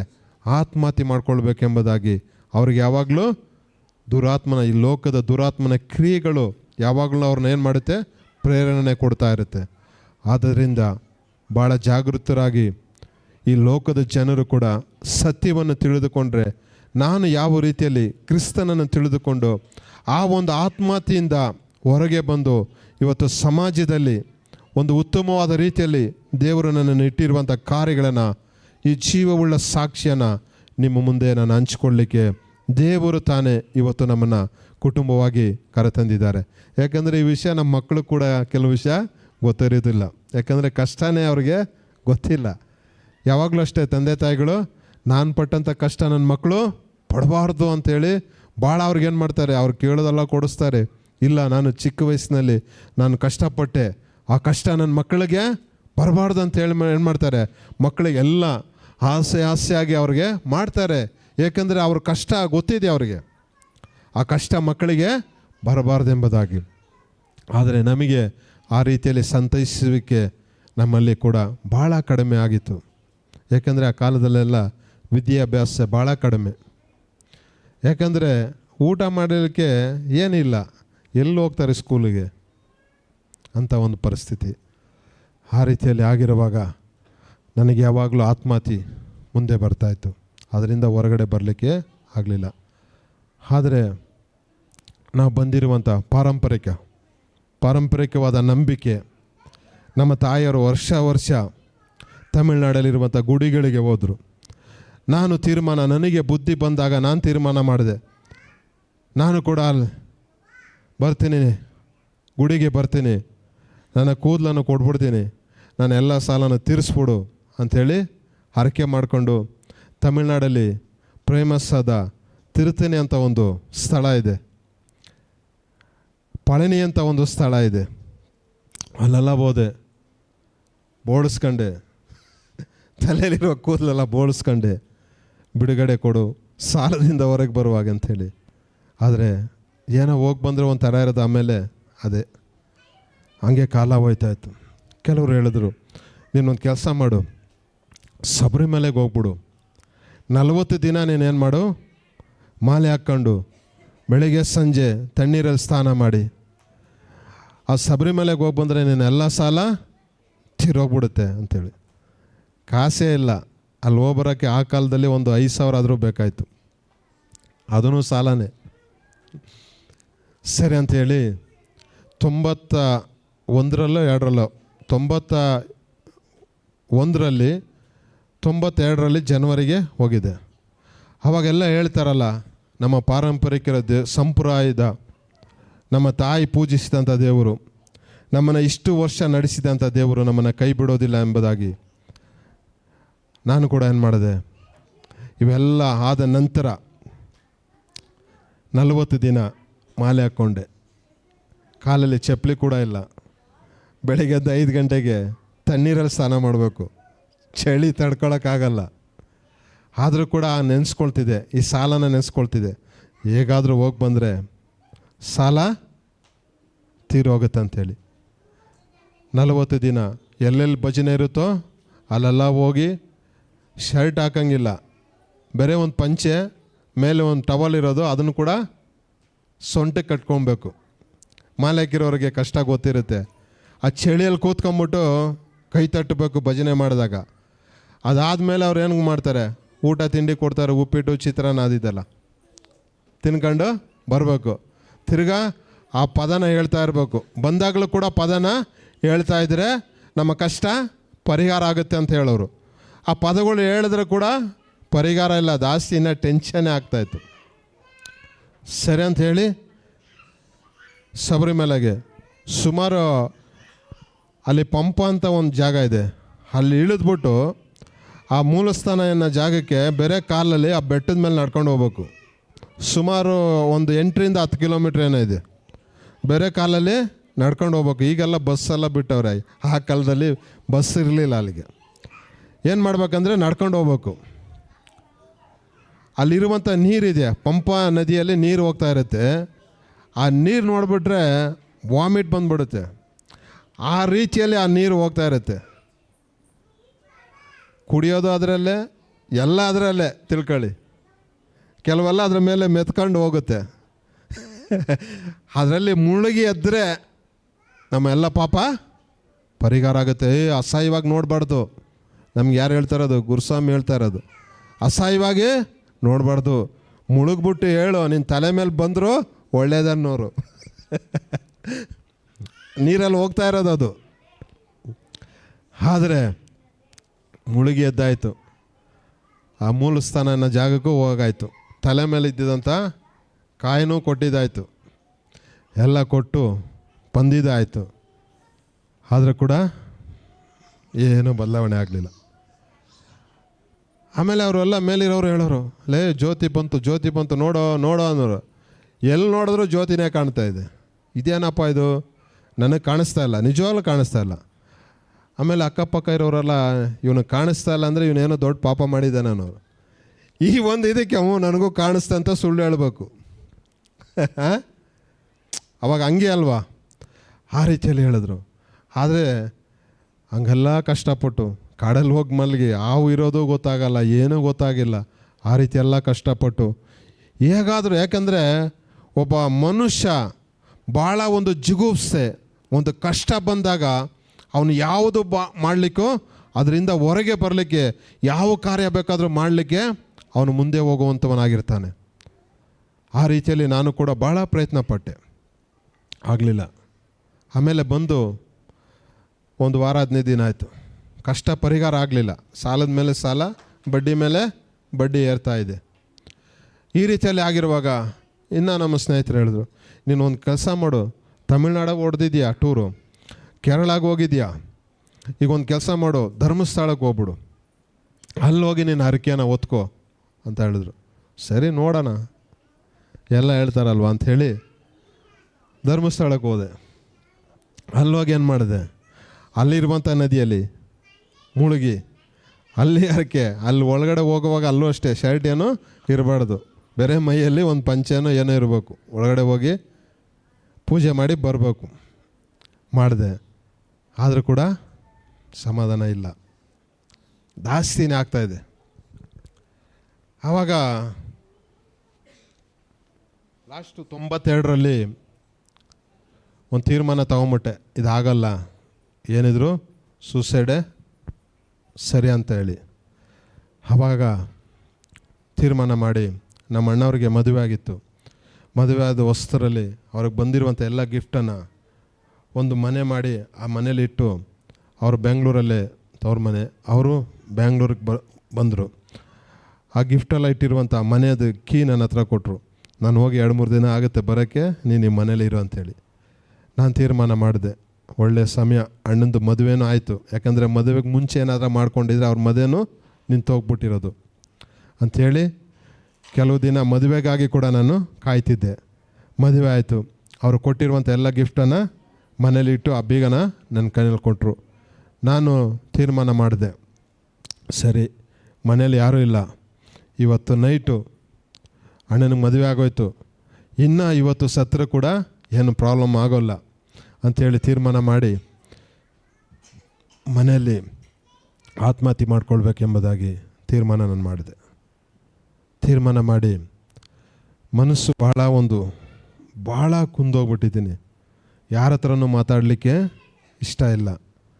ಸಾಯೋರು ಅಷ್ಟೇ, ಯಾರ ಹತ್ರನೂ ಮಾತಾಡೋಕ್ಕೆ ಇಷ್ಟಪಡಲ್ಲ. ದೂರ ಎಲ್ಲರೂ ಹೋಗಿ ಕೂತಿರ್ತಾರೆ, ಅವ್ರಿಗೆ ಏನೇನೋ ಅನ್ನಿಸುತ್ತಲ್ಲ ಅದೆಲ್ಲ ಮಾಡ್ತಾಯಿರ್ತಾರೆ. ಆ ರೀತಿಯಲ್ಲಿ ನಾನು ಕೂಡ ಅದೇ ರೀತಿಯಲ್ಲಿದ್ದೆ. ಭಾಳ ಡಿಪ್ರೆಷನ್ ಹೋಗ್ಬಿಟ್ಟೆ. ನನಗೆ ಆತ್ಮಹತ್ಯೆನೇ ಕೊನೆಯದು ಅಂಥೇಳಿ ಒಂದು ಕಡೆ ಭಾಳ ದುಃಖನ ಆಗ್ತಾಯಿದೆ. ಈ ಒಂದು ಯೌವನ ಪ್ರಾಯದಲ್ಲಿ ನಮ್ಮ ತಾಯಿನೂ ಕೂಡ ಒಳ್ಳೆ ರೀತಿಯಲ್ಲಿ ನಾನು ನೋಡ್ಕೊಳ್ಳೋಕ್ಕಾಗಲಿಲ್ಲ. ನಮ್ಮ ಅಣ್ಣಂದಿರಿಗೆ ತಮ್ಮಂದಿರಿಗೆ ಕೂಡ ಒಬ್ಬ ಒಳ್ಳೆಯ ವ್ಯಕ್ತಿಯಾಗಿ ನಾನು ಇರಲಿಕ್ಕಾಗಲಿಲ್ಲ. ಈ ರೀತಿಯಲ್ಲಿ ಭಾಳ ಒಂದು ಮೋಸವಾದ ರೀತಿಯಲ್ಲಿ ನನ್ನ ಜೀವನ ಹೋಯ್ತಲ್ಲ ಅಂಥೇಳಿ ಆ ರೀತಿಯಲ್ಲಿ ಆಗಿ ಅವತ್ತು ತೀರ್ಮಾನ ಮಾಡಿ ನನ್ನ ಕೊನೆಯ ದಿನ ಅಂಥೇಳಿ ನಾನು ತೀರ್ಮಾನ ಮಾಡಿದೆ. ಆದರೆ ಯೇಸು ಸ್ವಾಮಿ ನನ್ನ ಆರಂಭ ದಿನವನ್ನು ಎಣಿಸಿದರು. ಹಲ್ಲೆಲೂಯಾ. ನಾನು ಮನುಷ್ಯನಾಗಿ ನನ್ನ ಜೀವನದಲ್ಲಿ ನಾನು ಕೊನೆ ದಿನ ಅಂದ್ಕೊಂಡೆ, ಆದರೆ ಯೇಸು ಸ್ವಾಮಿ ನನ್ನ ಜೀವಿತದಲ್ಲಿ ಇದು ಆರಂಭ ದಿನ. ಇದು ಮುರುಗನ್ ಎಂಬ ಅವನ ವ್ಯಕ್ತಿಯ ಜೀವಿತದಲ್ಲಿ ಒಂದು ಆರಂಭ ದಿನವನ್ನು ನಾನು ಏನು ಮಾಡ್ತೀನಿ, ರೂಪಿಸ್ತೀನಿ ಎಂಬುದಾಗಿ ಯೇಸು ಸ್ವಾಮಿಯ ಒಂದು ಚಿತ್ತವಾಗಿತ್ತು. ಆವಾಗ ಅವತ್ತು ರಾತ್ರಿ ಆತ್ಮಹತ್ಯೆ ಮಾಡ್ಕೊಳ್ಳಿಕ್ಕೆ ಸಿದ್ಧತೆ ಮಾಡ್ಕೊಂಡು ಬಂದಿದ್ದೀನಿ. ಯೇಸು ಸ್ವಾಮಿ ಬಗ್ಗೆ ಹೆಂಗೆ ನಿಮಗೆ ನನಗೆ ಗೊತ್ತು ಎಂಬುದಾಗಿ ನೀವು ಕೇಳುವುದಾದರೆ, ನಾವು ಇಷ್ಟಿಷ್ಟು ಹುಡುಗರಾಗಿರುವಾಗ, ಒಂದು ನಿಮಿಷ ಮುಗಿಸ್ಬಿಡ್ತೀನಿ, ಇಷ್ಟಿಷ್ಟು ಹುಡುಗರಾಗಿರುವಾಗ ಇದೇ ರೀತಿಯಲ್ಲಿ ನಮ್ಮನ್ನು ಕೂಡ ನಮ್ಮ ತಾಯಿಯವ್ರಿಗೆ ಸ್ಟ್ರೋಕ್ ಆಗಿತ್ತು. ಒಂದು ಕಡೆ ಲಕ್ವ ಅಂತ ಹೇಳ್ತಿದ್ದಾರೆ. ಲಕ್ವ ಹೊಡೆದಾಗ ಸುಮಾರು ನಾವು ಈ ಊರಿಗೆ ಬಂದಂಥ ಒಂದು ವರ್ಷ 2 ವರ್ಷದ ನಂತರ ಆ ರೀತಿಯಲ್ಲಿ ಸ್ಟ್ರೋಕ್ ಹೊಡೆದಿತ್ತು. ಸ್ಟ್ರೋಕ್ ಹೊಡೆದಾಗ ನಮ್ಮ ತಾಯಿಂದರು ಕೂಡ ಅನೇಕ ಕಡೆಗೆ ಹೋದರು, ಯಾವ ಪ್ರಯೋಜನ ಆಗಲಿಲ್ಲ. ಆವಾಗ ಯಾರೋ ಒಬ್ಬರು ಈ ಥರ ಸೇವೆ ಮಾಡೋಂಥವ್ರು, ನೀವು ಚರ್ಚಿಗೆ ಒಂದು 3 ವಾರ ಹೋಗಿ, ನಿಮಗೆ ಚರ್ಚಲ್ಲಿ ಪ್ರಾರ್ಥನೆ ಮಾಡ್ತಾರೆ, ದೇವರು ನಿಮಗೆ ಬಿಡುಗಡೆ ಕೊಡ್ತಾರೆ ಎಂಬುದಾಗಿ ಯಾರೋ ಒಬ್ಬರು ಹೇಳಿದ್ರು. ಆ ವಿಷಯ, ಆ ಮಾತು ಮೇಲೆ ನಂಬಿಕೆ ಇಟ್ಟು ನಮ್ಮ ತಾಯಿಯವರಿಗೆ ನಡೀಲಿಕ್ಕೆ ಆಗದೆ ಹೋದರೂ ಕೂಡ ಆ ಒಂದು ಆಲಯಕ್ಕೆ ಹೋದರು. ಅದು ಕೂಡ ಒಂದು ಇಂಡಿಪೆಂಡೆಂಟ್ ಸಭೆ. ಆ ಸಭೆಯಲ್ಲಿ ಇಷ್ಟು ಜನ ಇರಲಿಲ್ಲ, ಒಂದು 5-6 ಜನ ಇದ್ದಾರೆ. ಎಷ್ಟು ಜನ ಇದ್ದಾರೆ? 5-6 ಜನ ಇದ್ದಾರೆ ಅಷ್ಟೇ, ಇಷ್ಟು ಜನ ಇಲ್ಲ. ಅವಾಗೆಲ್ಲ ಜನ ಅಂದರೆ CSI ಜನದಲ್ಲಿ ಒಂದು 40 ಇಷ್ಟು ಜನ ಇರೋರಷ್ಟೇ. ಬೇರೆ ಇಂಡಿಪೆಂಡೆಂಟ್ ಸಭೆಗಳಲ್ಲಿ ಒಂದು 5 ಜನ 10 ಜನ ಇದ್ದರೆ ದೊಡ್ಡ ವಿಷಯ. ಇವತ್ತು ಬೆಂಗಳೂರಲ್ಲಿ ಸಾವಿರಾರು ಜನ ಇರ್ತಾರೆ, 10,000 ಜನ ಸಭೆಯೆಲ್ಲ ಇದೆ. ಹಲ್ಲೆಲೂಯಾ, ದೇವ್ರ ನಾಮಕ್ಕೆ ಸ್ತೋತ್ರ ಉಂಟಾಗಲಿ. ಆದರೆ ಅಂಥ ಒಂದು ಸಭೆ ಕರ್ಕೊಂಡು ಹೋದಾಗ ನಾವೆಲ್ಲ ಈ ರೀತಿಯ ಮಕ್ಕಳು ಇದೇ ರೀತಿ ಆಟ ಆಡ್ತಾಯಿದ್ದೀವಿ. ನಮಗೆ ನಾನು ಹೇಳೋದು, ನಾನು ಚಿಕ್ಕ ವಯಸ್ಸಲ್ಲಿ ನಾನು ಹೇಳ್ತಾ ಇರೋದು, ಯಾಕಂದರೆ ಯೇಸುವಿನ ಯಾವ ರೀತಿಯಲ್ಲಿ ನನಗೆ ಗೊತ್ತಾಯ್ತು ಎಂಬ ವಿಷಯ. ಆ ರೀತಿಯಲ್ಲಿ ಆಗುವಾಗ ನಮ್ಮ ತಾಯಿಯವರಿಗೆ ಪ್ರಾರ್ಥನೆ ಮಾಡಿದ್ರು. 3 ವಾರ ಆದಮೇಲೆ ಸ್ವಲ್ಪ ಕೈ ಕಾಲು ಎಲ್ಲ ಬಂತು, ಚೆನ್ನಾಗಾದರು. ಆ ರೀತಿಯಲ್ಲಿ ಆದಾಗ ನಮ್ಮ ಮಕ್ಕಳು ಹಾಡುಗಳು ಕಳಿಸ್ಕೊಡೋರು. ಆವಾಗ ಸಣ್ಣ ಪುಟ್ಟ ಹಾಡುಗಳು ಕಳಿಸ್ಕೊಡುವಾಗ ಅದು ಒಂದು ಜ್ಞಾಪಕ ಇತ್ತು. ಯೇಸು ಸ್ವಾಮಿ ಅಂದರೆ ಈ ರೀತಿ ಚರ್ಚಿಗೆ ಹೋಗ್ತಿದ್ದು ಅನ್ನೋದು ಅದು ಒಂದಿತ್ತು. ಆ ಒಂದು ಮನಸ್ಸಿಗೆ ಅವತ್ತು ಸೂಸೈಡ್ ಮಾಡ್ಕೊಳ್ಳೋಕೆ ನಾನು ತಯಾರಾಗಿ ಹೋಗುವಂಥ ಸಮಯದಲ್ಲಿ ಆ ಒಂದು ವಿಷಯನ, ಆ ಒಂದು ಜ್ಞಾಪಕ ಇದ್ದಕ್ಕಿದ್ದಂಗೆ ನನಗೆ ಆ ಸಣ್ಣ ಪ್ರಾಯದಲ್ಲಿ ನಡೆದಂಥ ತಾಯಿಗೆ ಒಂದು ಬಿಡುಗಡೆ ಕೊಟ್ಟಂಥ ವಿಷಯ ನನಗೆ ಜ್ಞಾಪಕಕ್ಕೆ ಬಂತು. ಗೊತ್ತಾಯ್ತಾ? ಈಗ ಮಕ್ಕಳೆಲ್ಲ ಇಷ್ಟು ಆಟ ಆಡ್ತಾರೆ, ಆದರೆ ಅವರಿಗೆ ಆಟ ಆಡೋ ವಯಸ್ಸು. ಆದರೆ ಅವರಿಗೆ ತಿಳುವಳಿಕೆ ಬಂದರೆ ಈ ಮಕ್ಕಳನ್ನ ಕೂಡ ದೇವರು ದೊಡ್ಡ ಕಾರ್ಯನ ಮಕ್ಕಳ ಮೂಲಕವಾಗಿ ಮಾಡ್ತಾರೆ. ಯಾಕಂದರೆ ನಾವು ಅಲ್ಲಿಂದ ಬಂದಿರೋರೆ, ಇವರೆಲ್ಲ ನಮ್ಮ ಮನೆಯವರು ಕೂಡ ಅಷ್ಟೇ, ಎಲ್ಲರೂ ಕೂಡ ಅಲ್ಲಿಂದ ಬಂದಿರೋರೆ. ಆ ರೀತಿಯಲ್ಲಿ ಆ ಒಂದು ನಮ್ಮ ತಾಯಿಗೆ ಯೇಸು ಅಂತ ಒಬ್ರು ಇದ್ದಿರಲ್ಲ. ಯಾಕಂದರೆ ನಮಗೆ ಎಷ್ಟು ನಮ್ಮ ಹಿಂದೂಸ್ ಪ್ರಕಾರ ನಮಗೆ ಇರುವಂಥದ್ದು 300 ಕೋಟಿ ದೇವರುಗಳು ಅಂತಾರೆ, 339 ಕೋಟಿ ದೈವಗಳು ಅಂತ ಹೇಳ್ತಾರೆ. ಅಷ್ಟೊಂದು ದೇವರುಗಳು ನಮಗಿದೆ. ಆದರೆ ಜೀಸಸ್ ಅಂತ ಒಬ್ಬರು ಇದ್ರಲ್ಲ, ನಾವು ಚರ್ಚಿಗೆ ಹೋಗಿದ್ವಲ್ಲ, ಯೇಸು ಸ್ವಾಮಿ ಅಂತ ಇದ್ದಾರಲ್ಲ, ಅವ್ರನ್ನ ಕೂಡ ಈ ಥರ ಶಿಲುಬೆಗೆ ಹಾಕಿದ್ರಂತಲ್ಲ. ಆ ಒಂದು ವಿಷಯ ಶಿಲುಬೆದ ಹಿಂಗೆ ಕೈ ಹಾಕಿರುವಂಥ ಒಂದು ವಿಷಯ ಮಾತ್ರ ನನಗೆ ಒಂದು ಜ್ಞಾಪಕದಲ್ಲಿ ಬಂತು. ಆವಾಗ ನನಗೆ ಯಾರು ಈಗ ಹೇಳೋ ಥರ ಸುವಾರ್ತೆ ಕೂಡ ಬಂದು ಯೇಸು ಸ್ವಾಮಿ ಬಗ್ಗೆ ಅಷ್ಟು ಆಳವಾಗಿ ನನಗೆ ಹೇಳಲಿಲ್ಲ. ಯೇಸು ಕ್ರಿಸ್ತನ ಮೂಲಕ ರಕ್ಷಣೆ, ಯೇಸು ಕ್ರಿಸ್ತನ ಮೂಲಕ ಸ್ವರ್ಗ, ಈ ರೀತಿಯೆಲ್ಲ ನನಗೆ ಯಾರು ಟೀಚ್ ಮಾಡಲಿಲ್ಲ. ಆವಾಗೆಲ್ಲ ಅಷ್ಟು ಇರಲಿಲ್ಲ. ಆದರೆ ಇದು ಒಂದು ನನಗೆ ಜ್ಞಾಪಕ ಬಂತು. ಯೇಸು ಸ್ವಾಮಿನ ಶಿಲುಬೆಗೆ ಹಾಕಿದ್ದಾರೆ, ಅಮ್ಮಗೆ ಬಿಡುಗಡೆ ಕೊಟ್ಟಿದ್ದಾರಲ್ವಾ ಅನ್ನೋ ಒಂದು ಜ್ಞಾಪಕ ನನಗೆ ಬಂತು.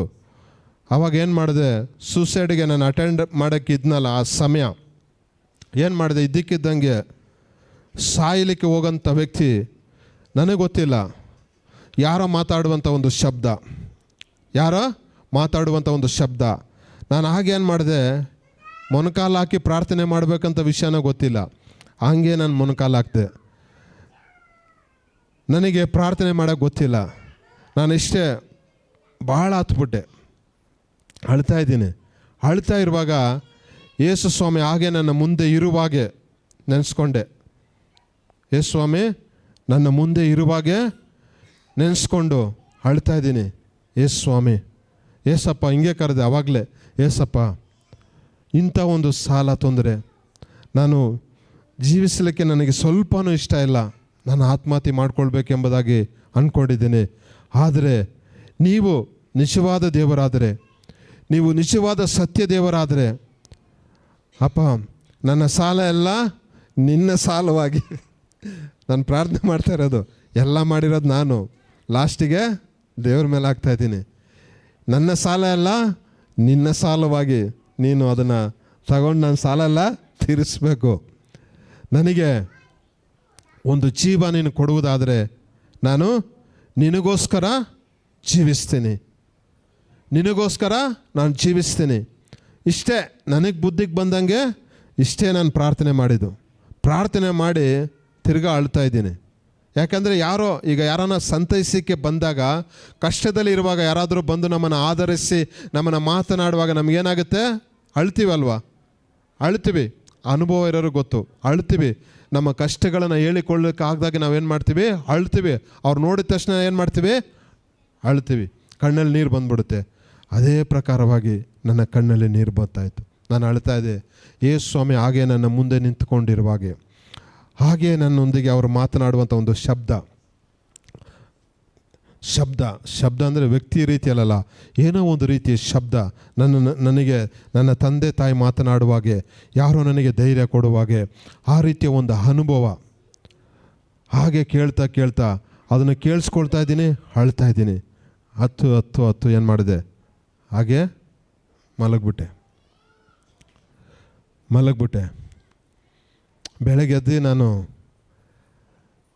ಎದ್ದು ಸ್ವಲ್ಪ ಲೇಟಾಗಿ ಎದ್ದು ಆಚೆ ಬರ್ತೀನಿ. ಏನೋ ಒಂದು ಸಂತೋಷ ಹೃದಯದಲ್ಲಿ, ಏನೋ ಒಂದು ಸಂತೋಷ.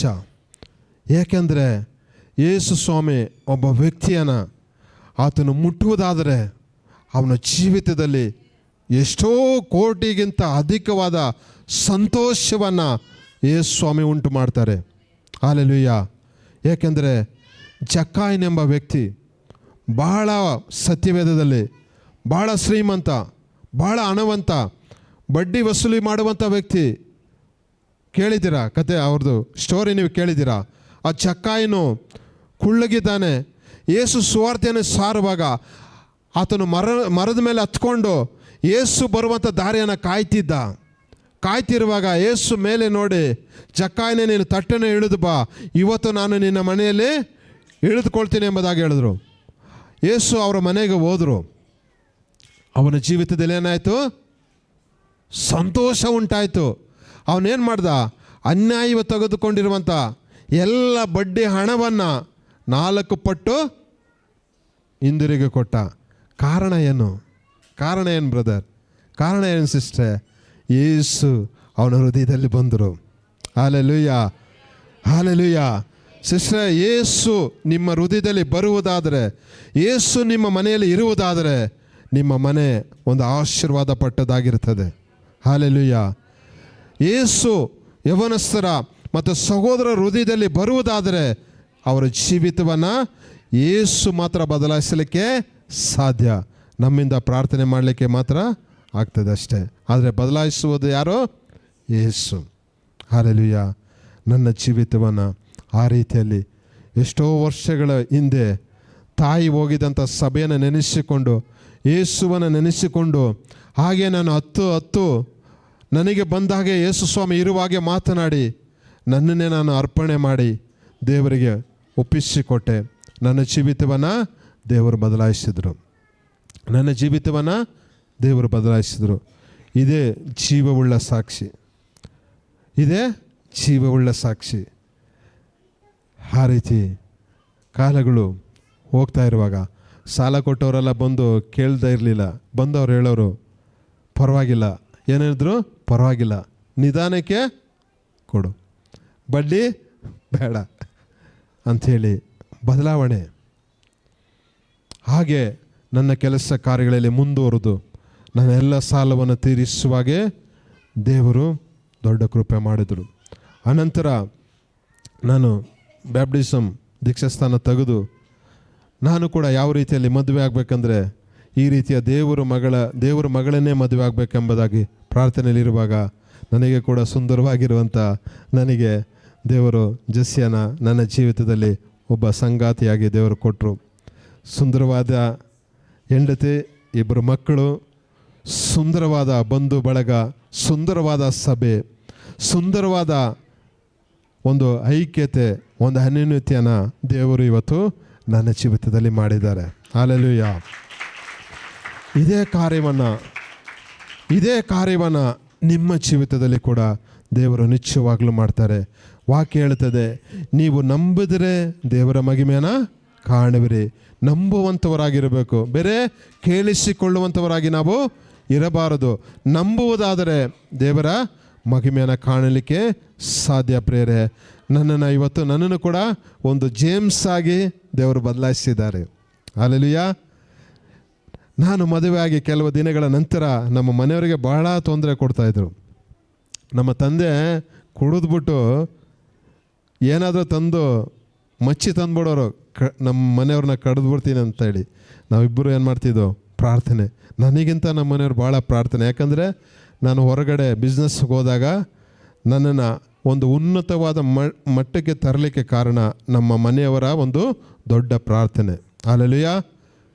ಮನೆಯಲ್ಲಿ ಗಂಡ ಹೆಂಡತಿ ಒಂದು ಪ್ರೀತಿಯಲ್ಲಿ ಇರುವಾಗ, ಒಂದು ಐಕ್ಯತೆಯಲ್ಲಿ ಇರುವಾಗ ಆ ಮನೆ ಯಾವಾಗಲೂ ಸಂತೋಷವಾಗಿರ್ತದೆ.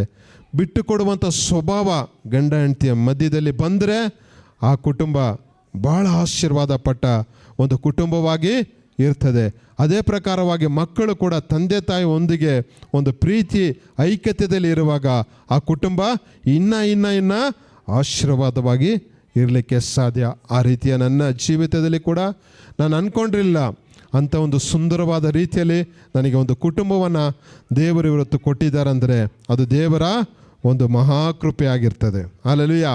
ಏಕೆಂದರೆ ಆ ಲೂಕನ ಬರೆದ ಸುವಾರ್ತೆಯಲ್ಲಿ 19ನೇ ಅಧ್ಯಾಯ 9ನೇ ವಚನ ಹೀಗೆ ಹೇಳ್ತದೆ, ಮನುಷ್ಯ ಕುಮಾರನು ಕೆಟ್ಟು ಹೋಗಿರುವವರನ್ನು ಹುಡುಕಿ ರಕ್ಷಿಸುವುದಕ್ಕಾಗಿ ಬಂದನು ಎಂಬುದಾಗಿ. ಹಲ್ಲೆಲೂಯ. ನಾನು ಕೆಟ್ಟು ಹೋಗಿರುವಂಥ ಒಬ್ಬ ವ್ಯಕ್ತಿಯಾಗಿದ್ದೆ. ಈ ಲೋಕಕ್ಕೆ ಬೇಡವನಾಗಿದ್ದೆ, ತಂದೆ ತಾಯಿಗಳಿಗೆ ಬೇಡವನಾಗಿದ್ದೆ, ಸಮಾಜಕ್ಕೆ ಬೇಡವನಾಗಿದ್ದೆ, ಎಲ್ಲರಿಂದ ನಿರಾಕರಿಸಲ್ಪಟ್ಟೆ. ನಾನೊಬ್ಬ ಅನಾಥನ ರೀತಿಯಲ್ಲಿ ನಿಂತ್ಕೊಂಡಿದ್ದೆ. ಆದರೆ ದೇವರು ನನ್ನ ಮಗನೇ ಎಂಬುದಾಗಿ, ಯಾಕೆಂದರೆ ವಾಕ್ಯ ಹೀಗೆ ಹೇಳುತ್ತದೆ, ತಾಯಿಯ ಗರ್ಭದಲ್ಲಿ ಇದ್ದಾಗಲೇ ಆತನ ಕಣ್ಣುಗಳು ನಮ್ಮನ್ನು ನೋಡಿತು ಎಂಬುದಾಗಿ. ಹಲ್ಲೆಲೂಯ. ತಾಯಿಯ ಗರ್ಭದಲ್ಲಿದ್ದಾಗಲೇ ಆತನು ನಮ್ಮನ್ನು ನೋಡಿರುವಂಥ ದೇವರು. ಹಲ್ಲೆಲೂಯ. ಇವತ್ತೆಲ್ಲರೂ ಕೂಡ ನಿಮ್ಮನ್ನು ಈ ಆಲಯಕ್ಕೆ ಕರೆತಂದಿದ್ದಾರೆ ಎಂಬುದಾಗಿ ಹೇಳುವಾಗ ನಿಮ್ಮ ಯಾರೋ ಉದ್ದೇಶ ಅಲ್ಲ, ದೇವರ ಚಿತ್ತ. ದೇವರ ಚಿತ್ತ ನಿಮ್ಮನ್ನು ಇವತ್ತು ಆಲಯಕ್ಕೆ ಕರೆತಂದಿದೆ. ಹೊಸದಾಗಿ ಬಂದಿರೋರನ್ನು ಕೂಡ ದೇವರು ಇವತ್ತು ನಿಮ್ಮನ್ನು ಈ ಆಲಯಕ್ಕೆ ಕರೆತಂದಿದ್ದಾರೆ. ಏಕೆಂದರೆ ಒಂದು ಜೀವವುಳ್ಳ ಸಾಕ್ಷಿಯನ್ನು ಕೇಳಿ ನೀವು ಕೂಡ ಮನ ತಿರುಗಿ ನಿಮ್ಮನ್ನೇ ನೀವು ಸಮರ್ಪಿಸುವುದಾದರೆ ದೇವರು ನಿಮ್ಮನ್ನು ಕೂಡ ಆ ನಿತ್ಯ ರಾಜ್ಯದಲ್ಲಿ ಸೇರಿಸಿಕೊಳ್ಳುವಂಥ ದೇವರು ನನ್ನ ದೇವರಾಗಿರ್ತಾರೆ ಪ್ರಿಯರೇ. ಹಲ್ಲೆಲೂಯ. ಹಲ್ಲೆಲೂಯ. ಆ ರೀತಿಯಲ್ಲಿ ನಮ್ಮ ಒಂದು ಕುಟುಂಬ ಜೀವಿತವನ್ನು ದೇವರು ಕಟ್ಟಿದ್ರು. ನಾನು ಹೇಳಿದ ಹಾಗೆ ಆ ಸಭೆಯ ಜಾಗ ತೆಗೆದು ಸಭೆಯನ್ನು ಪ್ರಾರಂಭಿಸುವಾಗ ನಮ್ಮ ಕೈನಲ್ಲಿ ಹಣ ಇರಲಿಲ್ಲ. ನಾನು ಶಾರ್ಟಾಗಿ ಹೇಳಿದ್ದೀನಿ, ಫುಲ್ ಸಾಕ್ಷಿ ಅಂದರೆ ಒಂದು 2 ದಿನ ಆಗುತ್ತೆ. ಯಾಕಂದರೆ ಯೌವನಸ್ಥರಾಗಿದ್ದಾಗ ಎಷ್ಟೆಷ್ಟು ಆಟಗಳೆಲ್ಲ ಆಡಿದಾರಲ್ಲ ಅವೆಲ್ಲ ಶಾರ್ಟಾಗಿ ನಾನು ಮುಗಿಸಿದ್ದೀನಿ. ಹಲ್ಲೆಲೂಯ. ಅದಕ್ಕೆ ಯಾಕಂದರೆ ಸಂಕ್ಷಿಪ್ತವಾಗಿ ನಿಮ್ಮ ಮಧ್ಯದಲ್ಲಿ ಹಂಚ್ಕೊಂಡಿದ್ದೀನಿ. ಆ ರೀತಿಯಲ್ಲಿ ಆ ಸಭೆ ಕಟ್ಟುವಂಥ ಸಮಯದಲ್ಲಿ ಕೂಡ ಎಷ್ಟೋ ಒಂದು ಹಣದ ತೊಂದರೆ. ಯಾಕಂದರೆ ಸಭೆ ನಡೆಸೋರಿಗೆ ಗೊತ್ತು ಕಷ್ಟ, ಸಭೆ ನಡೆಸೋರಿಗೆ ಗೊತ್ತು ಕಷ್ಟ ಎಷ್ಟಿದೆ ಎಂಬುದಾಗಿ. ಸಭೆ ಕಟ್ಟುವಂಥ, ಸಭೆ ನಡೆಸುವಂಥ ಸಭೆ ಮುಖ್ಯಸ್ಥರಿಗೆ ಗೊತ್ತು, ಲೀಡರ್ಸ್ಗಳಿಗೆ ಗೊತ್ತು ಅದರ ಹಿಂದೆ ಇರುವಂಥ ಕಷ್ಟಗಳು. ಆ ಒಂದು ರೀತಿ ಕಷ್ಟಗಳೆಲ್ಲ ಪಟ್ಟು ಆ ಒಂದು ಸಭೆಯನ್ನು ಕಟ್ಟುವಾಗೆ, ಸುಂದರವಾಗಿ ಒಂದು ಸಭೆಯನ್ನು ಕಟ್ಟಿ ಮುಗಿಸ್ಲಿಕ್ಕಾಗುವಾಗೆ ದೇವರು ಒಂದು ದೊಡ್ಡ ಕೃಪೆಯನ್ನು ಮಾಡಿದ್ರು. ನಮ್ಮ ಆಸೆ ಕೂಡ ಸಭೆಯನ್ನು ಕಟ್ಟಿದ ನಂತರ ಫಾದರ್ ಬರ್ಕ್ಮ್ಯಾನ್ ಅವ್ರ ಕೈನಲ್ಲೇ ನಮ್ಮ ಸಭೆಯನ್ನು ಅದನ್ನು ಏನು ಮಾಡಬೇಕು, ಗೃಹಪ್ರವೇಶ ಮಾಡಿ ಅದನ್ನು ಆ ರೀತಿಯ ಒಂದು ಆಸೆ ಇಟ್ಕೊಂಡಿದ್ದು. ಅದೇ ಪ್ರಕಾರವಾಗಿ ಫಾದರ್ ಬರ್ಕ್ಮ್ಯಾನ್ ಅವ್ರನ್ನ ಕರೆಸಿ ಸುಮಾರು 1000 ಜನರು ಸೇರಿ ಆ ಒಂದು ನಮ್ಮ ಚಿಕ್ಕ ಸಭೆ, ಒಂದು ದೊಡ್ಡ ಸಭೆ ಅಲ್ಲ, ಚಿಕ್ಕ ಸಭೆ, ಒಂದು 30-50 ಇರುವಂಥ ಸಭೆ, ಒಂದು ಬಾಲ್ಕನಿ ಮಾಡಿದ್ದೀವಿ. ಸುಮಾರು ಒಂದು 400-500 ಜನ ಕೂತ್ಕೊಳ್ಬೋದು ಅಷ್ಟೊಂದು ಸಭೆ. ದೇವರ ಕೃಪೆಯಿಂದ ಸುಮಾರು ಒಂದು 60-75 ಭಾಗ ಎಲ್ಲ ಹಿಂದೂಸ್ಗಳೇ ನಮ್ಮ ಸಭೆಗೆ ಬರ್ತಾ ಇರೋದು. ಅನ್ಯ ಜನರು ದೇವರು ಅವರ ಜೀವಿತದಲ್ಲಿ ಅದ್ಭುತವನ್ನು ಮಾಡಿ ಅವರು ಯೇಸುವನ್ನು ಸ್ವಂತ ರಕ್ಷಕನಾಗಿ ಸ್ವೀಕರಿಸಿಕೊಂಡು ನಮ್ಮ ಸಭೆಗೆ ಬರುವಂಥವರು ಸುಮಾರು ಒಂದು 65-75 ಭಾಗ ಎಲ್ಲ ಹಿಂದೂಸ್ಗಳೇ ಬರ್ತಾ ಇರೋದು. ಯಾಕೆಂದರೆ ದೇವರು ನೀತಿವಂತರನ್ನಲ್ಲ, ಪಾಪಿಗಳನ್ನು ಹುಡುಕಿ ಬಂದಂಥ ದೇವರು. ಹಲ್ಲೆಲೂಯ. ನೀತಿವಂತರನ್ನ ಇಲ್ಲ. ಇವತ್ತು ಲೋಕದಲ್ಲಿ ಎಷ್ಟೋ ನೀತಿವಂತರಿದ್ದಾರೆ, ಜ್ಞಾನವಂತರಿದ್ದಾರೆ, ಹಣವಂತರಿದ್ದಾರೆ, ಕೋಟ್ಯಾಂತರ ದುಡ್ಡಿದೆ, ಎಲ್ಲ ಇದೆ, ವಿದ್ಯೆ ಇದೆ, ಎಲ್ಲ ಇದೆ. ಆದರೆ ನಿಜವಾದ ಸತ್ಯ ಅವರಲ್ಲಿ ಇಲ್ಲ. ಹಲ್ಲೆಲೂಯ. ಆದರೆ ದೇವರು ನಮ್ಮನ್ನು ಹುಡುಕಿ ಬಂದಂಥ ದೇವರು. ಇಂಥ ಒಳ್ಳೆ ದೇವರು ನಾವು ಗಟ್ಟಿಯಾಗಿ ಹಿಡ್ಕೊಳ್ಬೇಕು. ಎಂಥ ಕಷ್ಟ ಬಂದರೂ ಕೂಡ, ಕಷ್ಟ ಬರುತ್ತದೆ, ಮನುಷ್ಯನಿಗೆ ಕಷ್ಟ ಬರುತ್ತದೆ, ಕುಟುಂಬದಲ್ಲಿ ಕಷ್ಟ ಬರ್ತದೆ, ಶೋಧನೆಗಳು ಬರುತ್ತೆ. ಅಕ್ಕಪಕ್ಕವರು ಒಂದು ರೀತಿಯಲ್ಲಿ ಇರ್ತಾರೆ, ಒಳ್ಳೆ ರೀತಿಯಲ್ಲಿ ಪ್ರೀತಿ ಮಾಡೋರು ಹಾಗೆ ಮಾಡ್ತಾರೆ. ಒಳ್ಳೆ ಸ್ನೇಹಿತನು ದೂರ ಆಗ್ತಾನೆ, ತಂದೆ ತಾಯಿಗಳು ದೂರ ಆಗ್ಬೋದು, ಒಡ ಹುಟ್ಟಿದವರು ದೂರ ಆಗ್ಬೋದು. ನೀನು ಇಂಥ ಚರ್ಚಿಗೆ ಹೋಗ್ತೀಯ, ನೀನು ನನ್ನ ಜೊತೆ ಮಾತಾಡಬೇಡ ಎಂಬುದಾಗಿ ಅನೇಕ ಅನ್ಯರು ಹೇಳ್ಬೋದು. ಅವೆಲ್ಲ ಅನುಭವ ನಮಗೆ ಆಗಿದೆ. ಬಿಸ್ನೆಸ್ಗಳು ಮಾಡುವಾಗ ಕೆಲವ್ರು ಹೇಳ್ತಾರೆ, ಇವರು ಈ ರೀತಿಯಲ್ಲಿ ಇರೋದಕ್ಕೆ ಕೆಲವ್ರು ಏನು ಮಾಡ್ತಾರೆ ಗೊತ್ತಾ, ಬಿಸ್ನೆಸ್ ಕೊಡೋದು ಕೂಡ ಹಿಂದೆ ಮುಂದೆ ನೋಡ್ತಾರೆ.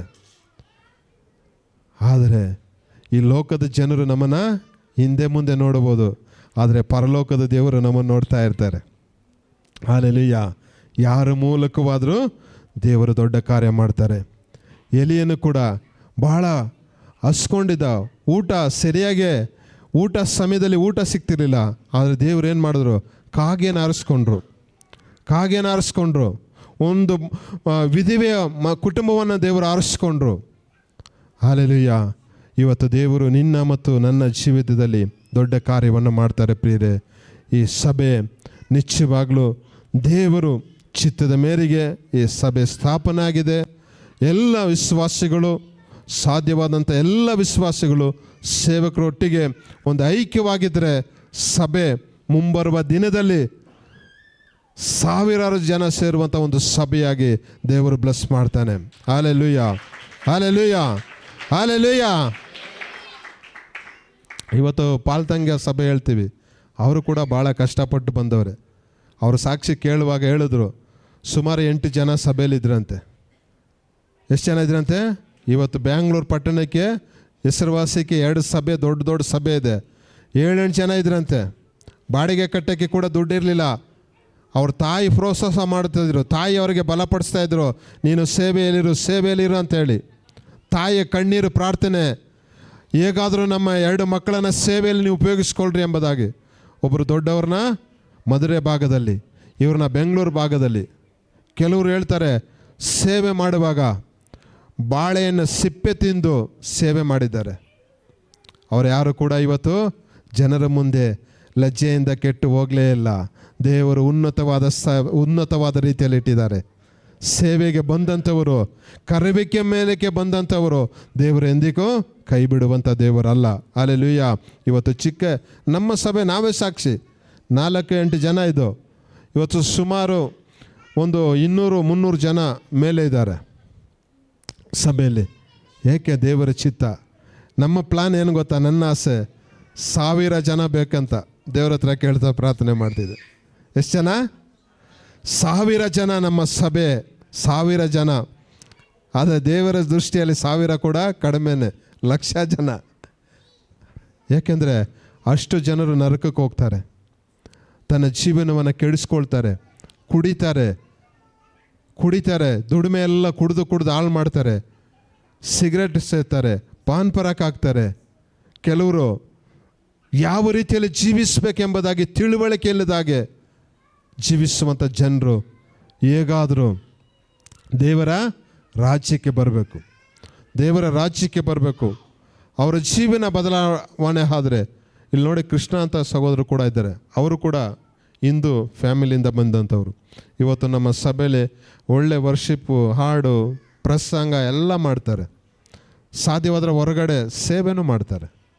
ಆ ರೀತಿಯಲ್ಲಿ ಈ ಸಭೆಯಲ್ಲಿ ಒಬ್ಬೊಬ್ಬರನ್ನ ಕೂಡ ಒಂದೊಂದು ರೀತಿಯಲ್ಲಿ ದೇವರು ಉಪಯೋಗಿಸ್ಕೊಳ್ತಾರೆ. Hallelujah, hallelujah. ಆ ರೀತಿಯಲ್ಲಿ ನನ್ನ ಜೀವಿತದಲ್ಲಿ ವಾಕ್ಯಕ್ಕೆ ನಾನು ಹೋಗಲೇ ಇಲ್ಲ, ಸಮಯ ಇಲ್ಲ, ಸಾಕ್ಷಿಗೆ ಮುಗಿಸ್ಬಿಟ್ಟೆ. ಹಲ್ಲೆಲೂಯಾ. ಆ ರೀತಿಯಲ್ಲಿ ದೇವರು ನಿಮ್ಮ ಜೀವಿತದಲ್ಲಿ ಕೂಡ ದೇವರು ದೊಡ್ಡ ಕಾರ್ಯ ಮಾಡ್ತಾರೆ. ಏಕೆಂದರೆ ದೇವರ ವಾಕ್ಯ ಹೇಳ್ತದೆ, ಆತನು ಸಭೆಯ ಮಧ್ಯದಲ್ಲಿ ತಿರುಗಾಡುವಂಥ ದೇವರು, ಆತನು ಕುಟುಂಬಗಳನ್ನು ಕಟ್ಟುವಂಥ ದೇವರು. ಹಲ್ಲೆಲೂಯಾ. ಆತನು ಕುಟುಂಬಗಳನ್ನು ಕಟ್ಟುವಂಥ ದೇವರು, ಆತನು ವ್ಯಾಧಿಗಳನ್ನು ಗುಣಪಡಿಸುವಂಥ ದೇವರು, ಅನೇಕ ಸಮಸ್ಯೆಗಳಿಗೆ ಬಿಡುಗಡೆ ಕೊಡುವಂಥ ದೇವರು. ಆತನ ಮುಂದೆ ಎಂಥ ಮಾಟ ಮಂತ್ರ ಶಕ್ತಿಗಳಿದ್ದರೂ ಕೂಡ ಪ್ರಾರ್ಥನೆ ಮಾಡುವಾಗ ಎಲ್ಲ ಸುಟ್ಟು ಲಯವಾಗಿ ಹೋಗ್ಬಿಡುತ್ತೆ. ಹಲ್ಲೆಲೂಯಾ. ದೇವರ ನಂಬಿಕೆ ನಿಮ್ಮ ಒಳಗೆ ಬಂದರೆ ನಿಮಗೆ ವಿರುದ್ಧವಾಗಿ ಯಾವನು ಏನೇ ಮಾಡಿದ್ರೂ ಕೂಡ ಯಾವುದು ನಿಮಗೆ ವಿರುದ್ಧವಾಗಿ ಯಾವ ಕಾರ್ಯವೂ ಫಲಿಸುವುದಿಲ್ಲ, ಅವರಿಗೆ ರಿಟರ್ನ್ ಹೋಗಿ ಹೊಡೆಯುತ್ತೆ. ಯಾವುದೇ ವ್ಯಾಧಿ ಇದ್ದರೂ ಕೂಡ ನಂಬಿಕೆಯಿಂದ ನೀನು ಪ್ರಾರ್ಥಿಸುವುದಾದರೆ ಆ ವ್ಯಾಧಿಗೆ ದೇವರು ಬಿಡುಗಡೆ ಕೊಡ್ತಾನೆ. Hallelujah, hallelujah. ಆ ರೀತಿಯಲ್ಲಿ ದೇವರನ್ನು ನಾವು ಆರಿಸಿಕೊಳ್ಳುವ ರೀತಿಯಲ್ಲಿ ನಮ್ಮ ಜೀವಿತದಲ್ಲಿ ದೇವರೇನು ಮಾಡ್ತಾರೆ? ಈ ಕಡೆ ಬ್ರದರ್, ದೇವರು ಹೆಂಗೆ ಕಾರ್ಯ ಮಾಡ್ತಾರೆ? ನಾವು ಯಾವ ರೀತಿಯಲ್ಲಿ ದೇವ್ರನ್ನ ನೋಡ್ತೀವೋ ಆ ರೀತಿಯಲ್ಲಿ ದೇವ್ರ ಕಾರ್ಯ ಮಾಡ್ತಾರೆ. ಏನೋ ಒಂದು ಸಭೆಗೆ ಬಂದೋ, ಏನೋ ಓದಂದರೆ ಬಂದ ಪುಟ ಓದ ಪುಟ ಅಂದರೆ ಜೀವನ ಎಲ್ಲ ಹಂಗೆ ಇರುತ್ತೆ. ಏನಾದರೂ ದೇವ್ರಿಗಾಗಿ ಮಾಡಬೇಕಂತ ಒಂದು ಛಲ ನಿಮ್ಮಲ್ಲಿ ಬರುವುದಾದರೆ ಆ ಮೂಲಕ ದೇವರು ದೊಡ್ಡ ಕಾರ್ಯ ಮಾಡ್ತಾರೆ. ನೀವೇನು ಕೆಲಸ ಮಾಡಿದ್ರೂ ಪರವಾಗಿಲ್ಲ, ಆದರೆ ಸೇವೆಯನ್ನು ಒಂದು ಭಾರವನ್ನು ಹೊತ್ಕೊಳ್ಳುವಾಗ ದೇವರು ಇದ್ರ ಮೂಲಕವಾಗಿ ನಿಮ್ಮನ್ನು ಮೇಲಕ್ಕೆ ತಂದು ನಿಮ್ಮನ್ನು ಆಶೀರ್ವಾದ ಮಾಡುವಂಥ ದೇವರಾಗಿರ್ತಾರೆ. ನಿಮ್ಮ ಸಮಸ್ಯೆಗಳು ಏನೇ ಆಗಿದ್ರೂ ಸರಿ, ಯಾವುದೇ ಸಾಲೆ ತೊಂದರೆಗಳಾಗಿದ್ರೂ ಸರಿ, ವ್ಯಾಧಿಗಳಿದ್ರೂ ಸರಿ, ಏನೇ ಆದರೂ ಕೂಡ ಸರಿ, ನೀವು ದೇವರ ಮುಂದೆ ನಂಬಿಕೆಸ್ಥರಾಗಿ ನೀವು ನಿಂತುಕೊಳ್ಳುವುದಾದರೆ ದೇವರು ನಿಮ್ಮನ್ನು ಆಶೀರ್ವಾದ ಮಾಡ್ತಾರೆ, ನಿಮಗೆ ಬಿಡುಗಡೆ ಕೊಡ್ತಾರೆ, ಸಂತೋಷ ಕೊಡ್ತಾರೆ, ಕುಟುಂಬದಲ್ಲಿ ಸಂತೋಷ ಉಂಟಾಗುತ್ತೆ, ಬಂಧು ಬಳಗದವರ ಮಧ್ಯದಲ್ಲಿ ದೇವರು ಸಂತೋಷವನ್ನು ಉಂಟು ಮಾಡ್ತಾರೆ, ಎಲ್ಲ ಕಷ್ಟಗಳನ್ನು ಏನು ಮಾಡ್ತಾರೆ, ಪರಿಹಾರ ಕೊಡುವಂಥ ದೇವರು ನನ್ನ ದೇವರಾಗಿರ್ತಾರೆ. ಹಾಲೆಲೂಯಾ. ಯಾರು ವಾಗ್ದಾನ ಮಾಡಿಲ್ಲ, ಯೇಸು ಒಬ್ಬರು ವಾಗ್ದಾನ ಮಾಡಿದ್ದಾರೆ, ಈಗೋ ಲೋಕದ ಕಟ್ಟೆ ಕಡೆವರೆಗೂ ಹೋಗಿ ನನ್ನ ಸುವಾರ್ತೆಯನ್ನು ಸಾರಿರಿ ಎಂಬುದಾಗಿ. ಆದರೆ ಹಂಗೆ ಹೇಳ್ತಾರೆ, ಯುಗದ ಸಮಾಪ್ತಿವರೆಗೂ ಎಲ್ಲ ದಿವಸಗಳು ನಾನು ನಿಮ್ಮ ಜೊತೆಗಾರನಾಗಿರ್ತೇನೆ. ಹಾಲೆಲೂಯಾ. ನಿಮ್ಮ ಜೊತೆಯಲ್ಲಿ ನಾನು ಇರ್ತೇನೆ. ಯಾಕೆ ಭಯ ಪಡ್ತೀಯಾ? ಯಾಕೆ ಹೆದರ್ತೀಯಾ? ನಾನು ನಿನ್ನ ಜೊತೆಯಲ್ಲಿ ಇರ್ತೇನೆ. ಯೇಸು ಸ್ವಾಮಿ ನಮಗೆ ವಾಗ್ದಾನ ಕೊಟ್ಟಿದ್ದಾರೆ. ಯಾರು ವಾಗ್ದಾನ ಕೊಟ್ಟಿದ್ದಾರೆ? ಯೇಸು ನಮಗೆ ವಾಗ್ದಾನ ಕೊಟ್ಟಿದ್ದಾರೆ. ನಾವು ಕೆಲಸ ಮಾಡುವಾಗ ನಮ್ಮ ಜೊತೆಯಲ್ಲಿ ಯಾರು ಇರ್ತಾರೆ? ಯೇಸು ಸ್ವಾಮಿ. ನೀವು ಕಿಚನಲ್ಲಿ ಅಡುಗೆ ಮಾಡುವಾಗ ಯಾರು ಇರ್ತಾರೆ? ಯೇಸು ಸ್ವಾಮಿ. ನಾವು ವಿದ್ಯಾಭ್ಯಾಸ ಮಾಡುವಂಥ ಮಕ್ಕಳು ವಿದ್ಯಾಭ್ಯಾಸ ಮಾಡುವಂಥ ಸಮಯದಲ್ಲಿ ಯಾರು ಇರ್ತಾರಮ್ಮ? ಯೇಸು ಸ್ವಾಮಿ ಜೊತೆಲಿ ಇರ್ತಾರೆ. ಹೆದರ್ಕೊಂಬೇಡ್ದು. ವಿದ್ಯಾಭ್ಯಾಸ ಮಾಡುವಾಗ ಟೆನ್ಷನಲ್ಲಿ ಓದಬಾರ್ದು. ಯೇಸು ನನಗೆ ಜ್ಞಾನವನ್ನು ಕೊಡ್ತಾರೆ ಎಂಬುದಾಗಿ ಧೈರ್ಯವಾಗಿ ಓದಬೇಕು. Hallelujah, hallelujah, hallelujah, hallelujah. ಸಂತೋಷವಾಗಿದ್ದೀರಾ? ಸಾಕ್ಷಿ ಇಷ್ಟ ಆಯ್ತರಾ? ಹೊಸ್ದಾಗಿ ಬಂದಿರೋರು ಸಹೋದರಿಗಳು ಅರ್ಥ ಆಯ್ತೀರಾ? ಎಲ್ಲಿ ಭಾಷೆ ಏನೋ ಪಾಸ್ಟ್ರ್ ಕರೆದ್ರು, ಇವತ್ತೇನೋ 4ನೇ ವರ್ಷದ ನಡೀತಾ ಇದೆ, ಬನ್ನಿ ಅಂತ ಕರೆದ್ರು, ಬಂದಿದ್ದೀವಿ ಅಂಥೇಳಿ ಬಂದಿದ್ದೀರಾ. ಆದರೆ ಇವತ್ತು ಒಂದು ಶುಭ ಸಂದೇಶ ನಿಮಗೆ ನಿಮ್ಮ ಕಿವಿಗೆ ಬಿದ್ದಿದೆ. ಹಾಲೆಲೂಯಾ. ನೀವು ಪರೀಕ್ಷೆ ಮಾಡಿ, ಯೇಸು ಸ್ವಾಮಿ ಹತ್ರ ಪರೀಕ್ಷೆ ಮಾಡಿ, ನಿಮ್ಮ ವಿಷಯಗಳನ್ನಿಟ್ಟು ಪರೀಕ್ಷೆ ಮಾಡಿ, ದೇವರೇ ಇಂಥ ಸಾಕ್ಷಿ ಕೇಳಿದ್ದೀನಲ್ಲ, ಇಂಥ ವಿಷಯ ನಮ್ಮ ಕುಟುಂಬದಲ್ಲಿ ಇದೆ, ನೀನು ನಿಜವಾದ ದೇವರಾದರೆ ನೀನು ಕಾರ್ಯ ಮಾಡು, ನಾವು ಕುಟುಂಬವಾಗಿ ಆಲಯಕ್ಕೆ ಬರ್ತೀವಿ ಎಂಬುದಾಗಿ ನೀವು ತೀರ್ಮಾನ ಮಾಡಿ, ದೇವರು ನಿಮ್ಮ ಕುಟುಂಬವನ್ನು ಕೂಡ ಆಶೀರ್ವಾದ ಮಾಡ್ತಾರೆ. ನಿಮ್ಮೆಲ್ಲ ಸಮಸ್ಯೆಗಳಿಗೆ ಬಿಡುಗಡೆ ಕೊಡ್ತಾರೆ. ಪರೀಕ್ಷೆ ಮಾಡಿ ದೇವ್ರನ್ನ. ನನ್ನ ಯೇಸು ಸ್ವಾಮಿನ ನೀವು ಪರೀಕ್ಷೆ ಮಾಡಿ, ನನಗೆ ಬಿಡುಗಡೆ ಕೊಟ್ಟಂಥ ಯೇಸು ಸ್ವಾಮಿ ನಿಮಗೆ ಕೂಡ ಬಿಡುಗಡೆ ಖಂಡಿತವಾಗಿ ಕೊಡ್ತಾರೆ. ಅನಂತರ ನಾನು ಹೇಳಿದೆ, ನನ್ನ ಕುಟುಂಬದಲ್ಲಿ ನಾನು ಒಬ್ಬ ಮಾತ್ರ ರಕ್ಷಣೆ ಒಂದು ಬಂದಿಲ್ಲ. ನಮ್ಮ ತಂದೆಯವರು ಕುಡಿಯುವಂಥವರು. ನಮ್ಮ ಇಬ್ಬರು ಪ್ರಾರ್ಥನೆಯನ್ನು ಕೇಳಿ ಕುಡಿಯೋದನ್ನು ಬಿಟ್ಟರು. ನಮ್ಮ ತಂದೆ ಹೆಂಗೆ ಗೊತ್ತಾ ಪ್ರಾರ್ಥನೆ ಮಾಡೋರು? ನಮ್ಮ ತಂದೆ ಪ್ರಾರ್ಥನೆ ಮಾಡೋದು ಹೆಂಗೆ ಗೊತ್ತಾ? ಪ್ರಾರ್ಥನೆ ಮಾಡೋಕ್ಕೆ ಬರೋಲ್ಲ. ಅವ್ರು ತಮಿಳಲ್ಲಿ ಹಿಂಗೆ ಹೇಳ್ತಿದ್ರು, ಕರ್ತರೆ ಕುಡಿಗಿರ್ದು ಹುಟ್ರಪ್ಪ. ಹೆಂಗೆ ಹೇಳ್ತಾ ಇರೋದು? ಕರ್ತರೆ ಕುಡಿಗಿರ್ದು ಹುಟ್ರಪ್ಪ. ಕನ್ನಡದಲ್ಲಿ ಹೇಳ್ಬೇಕಂದ್ರೆ ಕರ್ತನೆ ಕುಡಿಯೋದನ್ನು ಬಿಟ್ಬಿಡಪ್ಪ. ಇವ್ರು ಕೇಳೋದು ಕರ್ತರೆ ನಾನು ಕುಡಿಕಿರೋದನ್ನ ಉಡುಣು ಅಂತ ಹೇಳ್ತಾ ಇಲ್ಲ, ದೇವ್ರಿಗೆ ಹೇಳ್ತಿದ್ದಾರೆ, ಕರ್ತರೆ ನಾ ಕುಡಿಕಿರೋದು ಹುಟ್ರು. ದೇವರಿಗೆ ತಲೆ ಯೋಚನೆ ಬಂದಿರ್ಬೇಕು, ಏನಪ್ಪ ಇವರು ಪ್ರಾರ್ಥನೆ ಮಾಡೋದು, ನನ್ನನ್ನು ಕುಡ್ಕ ಮಾಡಿಬಿಟ್ಟಿದ್ದಾರೆ ಅಂತೇಳಿ. ಆ ಒಂದು ಪ್ರಾರ್ಥನೆಯನ್ನು ದೇವರು ಕೇಳಿದ್ರು. ಕೇಳಿ ಏನು ಮಾಡಿದ್ರು? ಅವರ ಕುಡುಕುತನವನ್ನು ಬಿಡಿಸಿದ್ರು. ದೇವರನ್ನ ಯೇಸು ಸ್ವಾಮಿನ ಸ್ವಂತ ರಕ್ಷಕನಾಗಿ ಸ್ವೀಕಾರ ಮಾಡಿಕೊಂಡ್ರು. ನಮ್ಮ ತಾಯಿಯವರು ಗುಡಿಗಳಿಗೆಲ್ಲ ಹೋಗಿ ಜಡೆ ಹಾಕ್ಬಿಟ್ಟಿತ್ತು. ಹಿಂದೆ ಜಡೆ ಗೊತ್ತಲ್ಲ, ಕೂದಲೆಲ್ಲ ರಟ್ಟು ಥರ ಹಂಗೆ ಕೂಡ್ಕೊಂಬಿಡುತ್ತೆ. ಆ ರೀತಿಯ ಒಂದು ಭಕ್ತಿ ಅವ್ರಿಗೇನೋ ಒಂದು ಸ್ಪಿರಿಟ್ ಬರೋದು, ಅವ್ರಿಗೆ ದುರಾತ್ಮನ ಕ್ರಿಯೆ ಬಂದೇನು ಮಾಡೋದಂದರೆ ಏನು ಮಾಡ್ತಾರೋ ಗೊತ್ತಿಲ್ಲ, ಆ ರೀತಿಯಲ್ಲಿತ್ತು. ಪ್ರಾರ್ಥನೆ ಮಾಡಿ ಮಾಡಿ ಆಯ್ತಾ, ಓಕೆ ನಿಲ್ತೀರ. ಆ ರೀತಿ ಟೈಮ್ ಆಯ್ತಲ್ವಾ? ನಾವು ಇಲ್ಲಿ ನಿಂತ್ಕೊಂಬಿಟ್ರೆ ಹಂಗೆ ನಮಗೆ ಟೈಮು, ನಾವು ತೀರ್ಮಾನ ಮಾಡ್ಕೊಂಡು ಬರ್ತೀವಿ ಹೇಗಾದರೂ ನಿಲ್ಲಿಸ್ಬಿಡ್ಬೇಕಂತ. ನಾನು ವಾಕ್ಯದ ಕಡೆನೇ ಹೋಗಿಲ್ಲ. ಇವತ್ತು ನಮ್ಮ ಸಭೆಗೆ ಒಬ್ಬರು ಗೆಸ್ಟ್ ಬಂದರು. ಅವ್ರಿಗೆ ಹೇಳಿದೆ 1:15 ನಮ್ಮದು 1 ಗಂಟೆಗೆ ಸಮಯ ಕ್ಲೋಸು, 1:15 ಅರ್ಧ ಗಂಟೆ ಎಕ್ಸ್ಟ್ರಾ ಕೊಟ್ಟೆ ಗೆಸ್ಟ್ ಅಂತೇಳಿ. ಅವ್ರು ನಿಲ್ಲಿಸಿರೋದು ಎಷ್ಟು ಗೊತ್ತಾ? 2 ಗಂಟೆ, 1:45 2 ಗಂಟೆ. ಆದರೆ ಜನ ಯಾರೋ ನಮ್ಮ ಸಭೆಯಲ್ಲಿ ಅಲ್ಲಾಡ್ತಾನೇ ಇಲ್ಲ.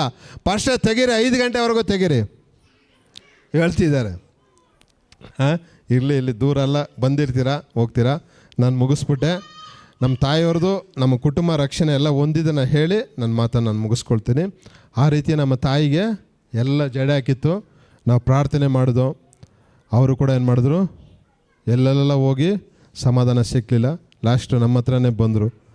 ಹಳೇದನ್ನು ನೆನೆಸ್ಕೊಂಡ್ರು, ಆವಾಗ ಯೇಸು ಬಿಡುಗಡೆ ಕೊಟ್ರಲ್ಲ ಅಂಥೇಳಿ ಅದನ್ನು ನೆನೆಸ್ಕೊಂಡು ಅವರು ಕೂಡ ಯೇಸು ಸ್ವಾಮಿ ಹತ್ರ ಬಂದರು. ಪ್ರಾರ್ಥನೆ ಮಾಡಿ ಆ ಕೂದಲನ್ನು ತೆಗೆದು ಅವರು ಕೂಡ ಯೇಸು ಸ್ವಾಮಿನ ಸ್ವಂತ ರಕ್ಷಕನಾಗಿ ಸ್ವೀಕಾರ ಮಾಡಿಕೊಂಡ್ರು. ಆನಂತರ ನಮ್ಮ ಅಣ್ಣ, ನಮ್ಮ ತಮ್ಮ, ನಮ್ಮ ದೊಡ್ಡ ಅಣ್ಣ ಮಾತ್ರ ಭಾಳ ಆಟ ಹಿಡಿತಾಯಿದ್ರು. ನಮ್ಮ ದೇವರೆಲ್ಲ ಏನು ಕಡಲೆಕಾಯಿ ಮಾರ್ತಾಯಿದ್ಯಾ, ಎಲ್ಲ ಬಿಟ್ಟು ನೀನು ಹೋಗಿ ಏಸು ಅಂತ ಇಟ್ಕೊಂಡಿದ್ಯಾ, ಅಲ್ಲಿ ಆ ಜಾತಿಗೆ ಹೋಗೋರೆಲ್ಲ ಎಲ್ಲ SC ಇರ್ತಾರೆ, ST ಇರ್ತಾರೆ, ಅಂಥ ಒಂದು ಜಾತಿಗೆ ಹೋಗಿ ಸೇರ್ಕೊಂಡಿದ್ಯಾ ಅಂಥೇಳಿ ಬೈತಾಯಿದ್ರು. ನಾನು ಹೇಳಿದೆ, ಯೇಸು ಸ್ವಾಮಿ ಜಾತಿಯನ್ನು ನೋಡಲ್ಲ, ಮನಸ್ಸು ನೋಡ್ತಾರೆ ಅಂತ ಹೇಳ್ತಿದ್ದೆ. ಹಲ್ಲೆಲೂಯಾ. ಈಗ ಸುಮಾರು ಈ ವರ್ಷ ಆರಂಭದಿಂದ ಅವರು ಕೂಡ ಸಭೆಗೆ ಬರ್ತಿದ್ದಾರೆ. ಹಲ್ಲೆಲೂಯಾ. ಈ ರೀತಿಯಲ್ಲಿ ನಮ್ಮ ಕುಟುಂಬದಲ್ಲಿ ನಮ್ಮ ತಂದೆ ತಾಯಿಗಳು ಯೇಸುವನ್ನು ಸ್ವಂತ ರಕ್ಷಕನಾಗಿ ಸ್ವೀಕರಿಸಿಕೊಂಡ್ರು. ನಮ್ಮ ಅಣ್ಣ ತಮ್ಮಂದಿರು ಯೇಸು ಸ್ವಾಮಿನ ಸ್ವಂತ ರಕ್ಷಕನಾಗಿ ಸ್ವೀಕರಿಸಿಕೊಂಡ್ರು. ನಮ್ಮ ಜೊತೆಯಲ್ಲಿರುವಂಥ ಅನೇಕ ಸ್ನೇಹಿತರನ್ನು ಕೂಡ ನಾವು ದೇವರ ಕಡೆ ನಡೆಸಿದ್ದೀವಿ. ದೇವರು ಈ ರೀತಿಯ ದೊಡ್ಡ ದೊಡ್ಡ ಕಾರ್ಯಗಳನ್ನು ಮಾಡಿದ್ದಾರೆ. ಈ ಸಾಕ್ಷಿ ನಿಮ್ಮೆಲ್ಲರನ್ನು ಕೂಡ ಆಶೀರ್ವದಿಸಲಿ. ಫಸ್ಟೇ ಸಮಯ ಮುಂದೆ ಹೋಯಿತು, ಸಾರಿ. ಎಲ್ಲರಿಗೂ ಕೂಡ ನಾನು ಕ್ಷಮೆಯನ್ನು ಕೇಳ್ಕೊಳ್ತೀನಿ. ಏಕೆಂದರೆ ಆ ದೇವರ ವಾಕ್ಯವನ್ನು, ಆ ಜೀವವುಳ್ಳ ವಾಕ್ಯವನ್ನು ಹೇಳುವಾಗ ನಮಗೆ ಸಮಯ ಎಷ್ಟು ಹೋದರೂ ಕೂಡ ಅದು ಗೊತ್ತಾಗೋಲ್ಲ. ಆದರೆ ಅದು ಸರಿಗೆ ಒಳಗೆ ಹೋದರೆ ಮಾತ್ರ ನಮಗೆ ಬೋರ್ ಆಗುತ್ತೆ, ನಿದ್ರೆ ಬರುತ್ತೆ, ಯಾವಾಗ ಹೋಗ್ತೀವಿ ಅನ್ನೋ ಒಂದು ಚಿಂತೆ ಬರುತ್ತೆ. ಆದರೂ ಕೂಡ ಇಷ್ಟುವರೆಗೂ ನೀವು ತಾಳ್ಮೆಯಾಗಿ ಕೇಳಿದಿರಿ. ದೇವರು ನಿಮ್ಮೆಲ್ಲರನ್ನೂ ಕೂಡ ಆಶೀರ್ವಾದ ಮಾಡಲಿ ಎಂಬುದಾಗಿ ಹೇಳಿ ನನ್ನ ಸಾಕ್ಷ್ಯ ನಾನು ಮುಗಿಸ್ಕೊಳ್ತೀನಿ. ಸಂದೇಶ ಭಾಗಕ್ಕೆ ಹೋಗಲಿಲ್ಲ. ದೇವರು ನಿಶ್ಚಯವಾಗಲೂ ಇನ್ನೊಂದು ಸಮಯ ಅವಕಾಶ ಕೊಡುವುದಾದರೆ, ದೇವರ ಚಿತ್ತ ಇರುವುದಾದರೆ, ಮುಂದಿನ ದಿನಗಳಲ್ಲಿ ವಾಕ್ಯವನ್ನು ಅಧಿಕವಾಗಿ ನಿಮ್ಮ ಮಧ್ಯದಲ್ಲಿ ದೇವರ ಚಿತ್ತ ಇದ್ದು ದೇವರ ಕರೆತಂದರೆ ಆ ರೀತಿಯ ಕಾರ್ಯವನ್ನು ಮಾಡೋಣ. ಈ ಸಮಯದಲ್ಲಿ ನನ್ನ ಮಾತುಗಳನ್ನು ನಾನು ಮುಗಿಸಿಕೊಳ್ತೀನಿ. ಪ್ರಿಯ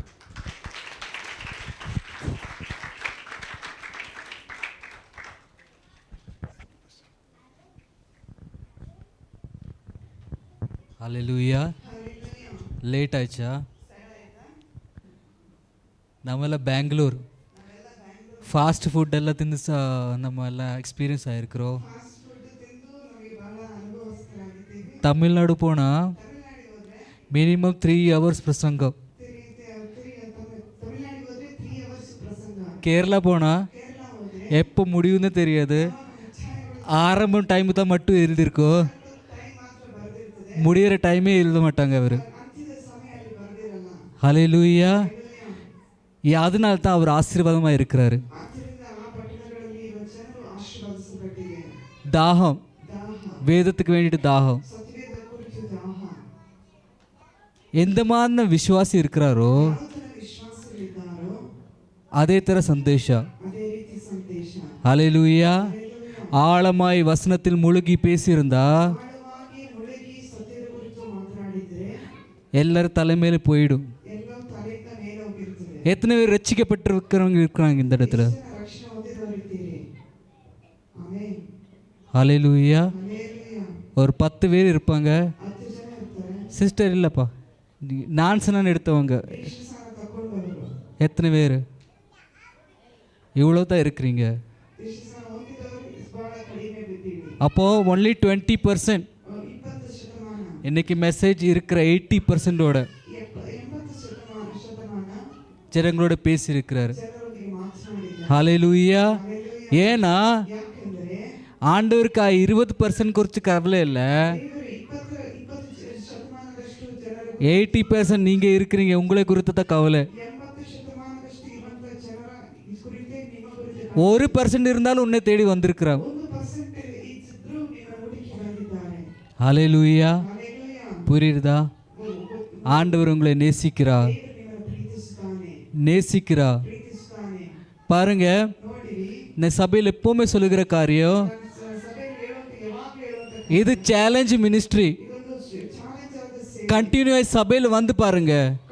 உங்க வாழ்க்கை மாறலன்னா அந்த சப்பலியை வெளியில் போடாதீங்க, இங்கே முகத்தில் வந்து அடிங்க.